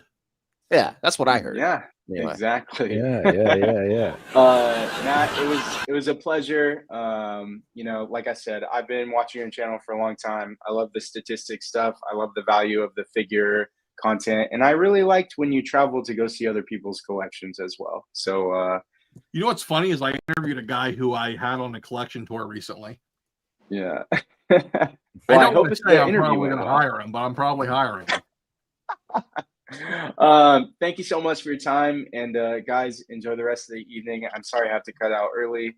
Man Beast Boy, what up? Your boys got toys on Instagram every Saturday night here on Collecting Justified, and Freers Day over at Encountered Culture. So take care, guys. Have a good night.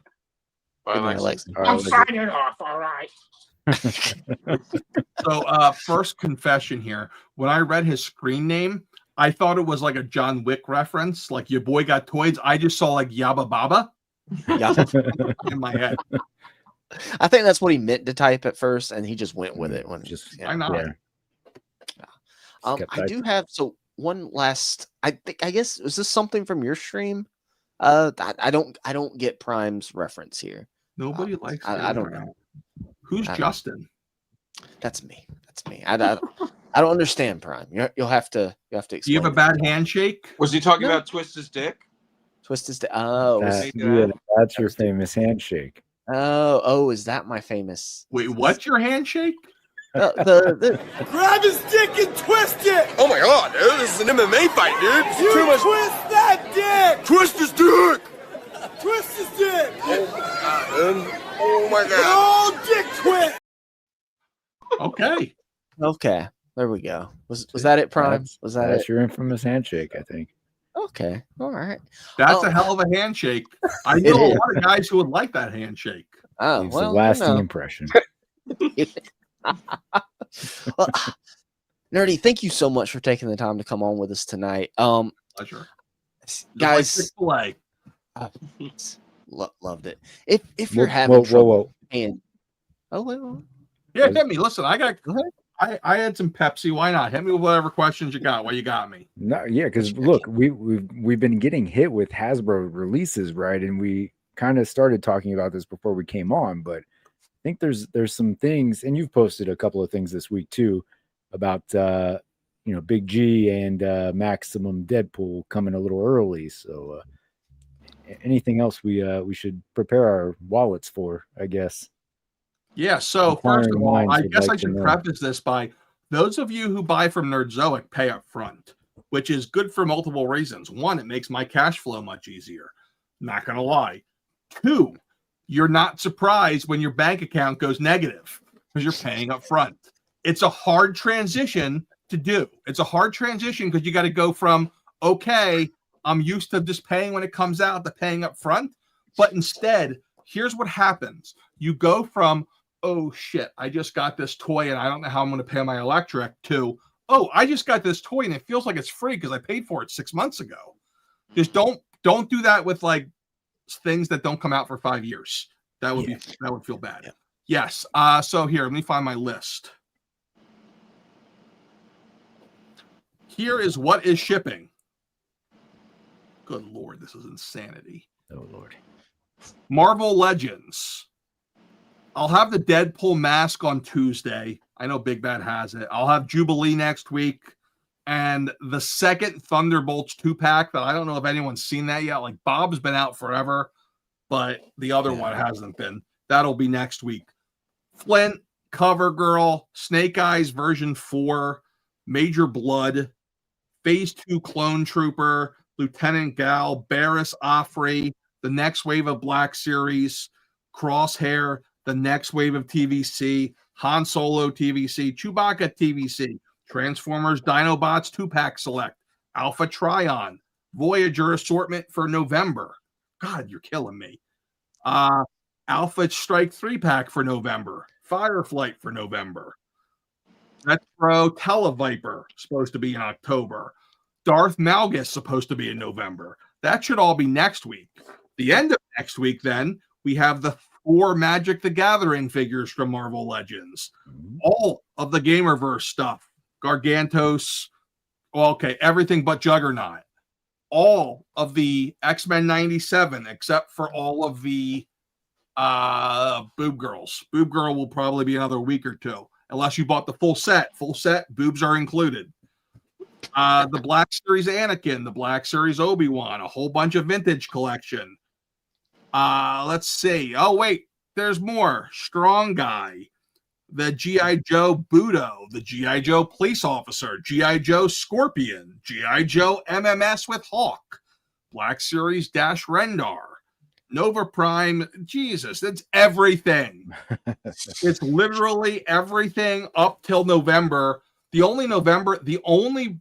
This is insanity. The only things that are marked for October that are not coming in the next 5 to 10 days are like Juggernaut, Emma Frost, the Wolverine mask, and then we're starting to look at the Daredevil stuff, like Punisher and Daredevil. That'll probably be next. Like literally all of it. It's like anything on Mini Comic Wave? What's that? Anything on the Mini Comic Wave too? Mini Comic Wave I haven't seen. So the Mini Comic Wave they have dated for January 1st. So what that generally means is they're going to attempt to push that out in early December to get those numbers put on the Q4. Question is, so Hasbro shuts down their distribution US on like the 17th of December, and then they don't open it again until like the Wednesday after New Year's. Okay. So yeah, it's everything. Any word on the G.I. Joe police officer? Yeah, he was in that. He's You coming. mentioned it. Yeah. He was in mentioned that? it. Okay. You weren't listening, Justin. You were I not mean, listening. he heard enough stuff, but I put him up the other day. Nobody told us anything. Yeah. Yeah. So yeah, it's literally everything. It's everything all at once. Goody. Yeah. That's a lot. I told my wife, take some Tylenol. You got a lot of packing to do, honey. You don't have your sweatshop labor like we did at the end of Q2. The end of Q2, I'm like, all right, son, you want that switch too? You're working 10 hours a day. Ready No, your wallet. labor laws don't apply to you. You're my blood. You're screwed. Ready your wallets. But like you said, Nerdy, if you pre-ordered through Nerdzoic, it's already paid for anyway. You already paid for it. You're going to get that little email that says your order has shipped, or you'll get the email that says, hey, this has arrived in your nerd stash, which is totally not the same thing as Big Bad Toy Store's Pile of Loot, even though it is the same thing. Right. But guys, shop Nerdzoic. Like, shop the small guy. Like, you touched on it earlier, Nerdy. If you're going just through Amazon, Target, Walmart, you're not doing anybody any favors. And you touched on all that earlier. Yeah, I mean, like, listen, my big thing is this.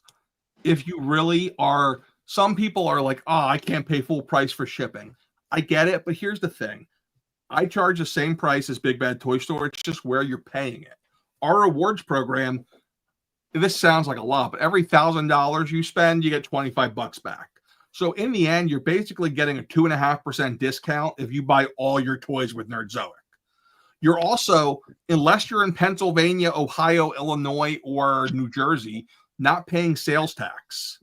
So between those two things, most items come out cheaper, even though I don't have flat rate shipping, even though you're paying $7 or $8 for shipping.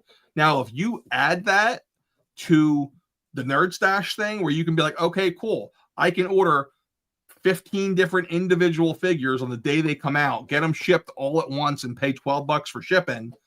It's still cheaper. It's actually almost the same price as paying for Amazon because you're not paying for tax. It's cheaper or as the same price as Big Bad. It's just, I don't like doing the whole game of flat rate shipping. Here's what it is. And then I'm going to mark up my figures to cover the price.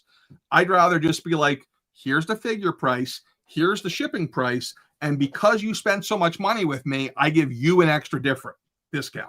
It's as simple as that. Sounds like a good deal to me. Also, I don't like change the price whenever it comes in because of tariffs. I just say, ooh, God, that one hurts. I wish you bought me dinner first. I just got hit with that with the in-art Batmans this week. So, like, when I put them up for pre-order, they were $115. Yeah, I did not make any money on those at all. Let me hit that one in a second. I ended up having to, I think I sold like 80% of my supply on pre-sale. The extra 20% I had to mark up to like the market price of $150 just to not lose money on the entire run. Canada. Do I sell to Canada? Yes. Shipping sucks. But listen, here's the thing. Canada's struggling right now because of us, really, is what it comes down to. Also because their government's a bunch of pussies.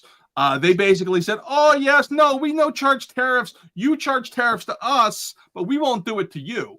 And what they're doing is they're screwing over their own businesses. All right.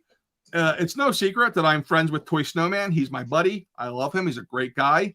He just found out that last week that one of the bigger batter stores are now shipping to Canada for $8 flat rate. And all the Canadians are like, oh, yay, now we can save the $1. And they're going to screw over the Canadian retail for $1. Canadian retailers getting completely screwed by their own government. Now their people are going to screw them. So if you're in Canada, please, I love you. Thank you for the support, but shop from Toy Snowman. Yeah, this is things that people don't really think about when you're ordering. You don't. And like, that's the type of thing that could kill somebody. And like, I talked to him about it Friday, and I'm like, man, I don't know how to say this enough, but I'm sorry. That's fucking painful. Like when something hits your business that you have no control over, You're going to end up losing money. You're going to end up really hurting it through nothing you did. And this was a huge part of COVID for me. When I watched all the restaurants who were told, oh, you can't open, you're not essential. Oh, that restaurant's essential. That cabinet shop's essential, but you're not essential. Like when you lose your business because of somebody else's decision, the government, nothing hurts more. But fingers crossed, things are going to get better eventually. They will. have to. They have to. Will. I mean, like, listen, I'm not a doom and gloomer when it comes to government stuff. I think everybody overreacts to it. In fact, big time. I overreact to the tariff thing, even though it's a temporary thing because it hits my wallet. You tend to overreact to things that impact you. Yeah. Over time, it's going to go away. It is what it is.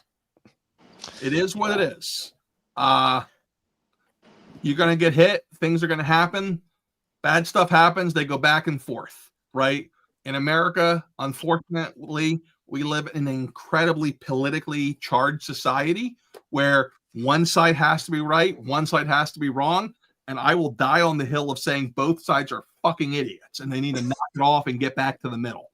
But yeah, that's where we at. All right. Right. But guys, the link to nerdzoic.com is in the description down below, as well as Big Nerdy's Instagram. And I'd say go give them a follow. Shop Nerdzoic.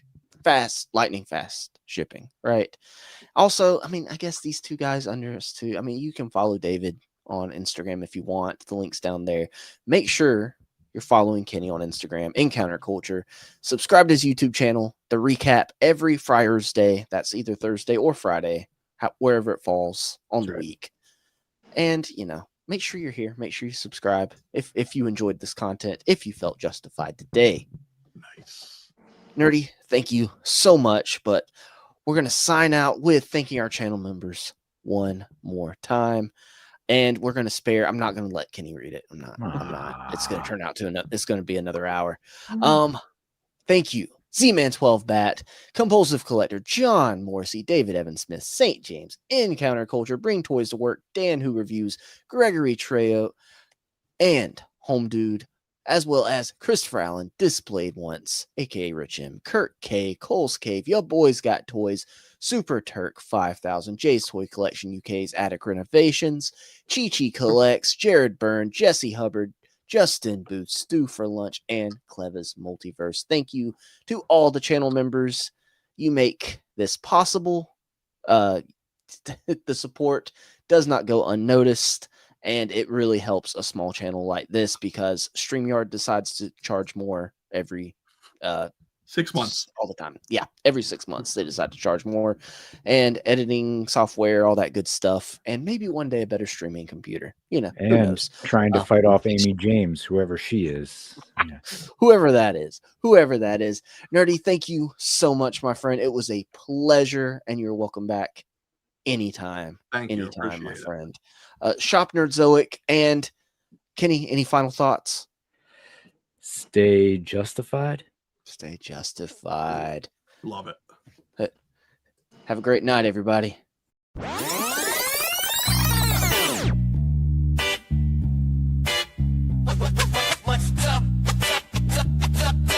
Saturday night and we're live at night. Yeah.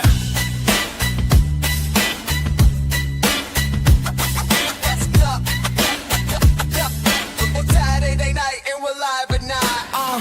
It's Saturday night and we're live at 9. You know that means it's justified. Justin collects, making the connect. Kubo has 2 strings, don't disrespect.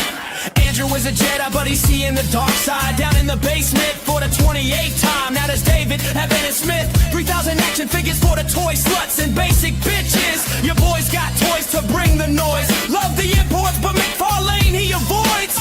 Encounter Culture is in the space. Superman for days, like it's a race. Now that's justified. Now that's justified. Now that's justified.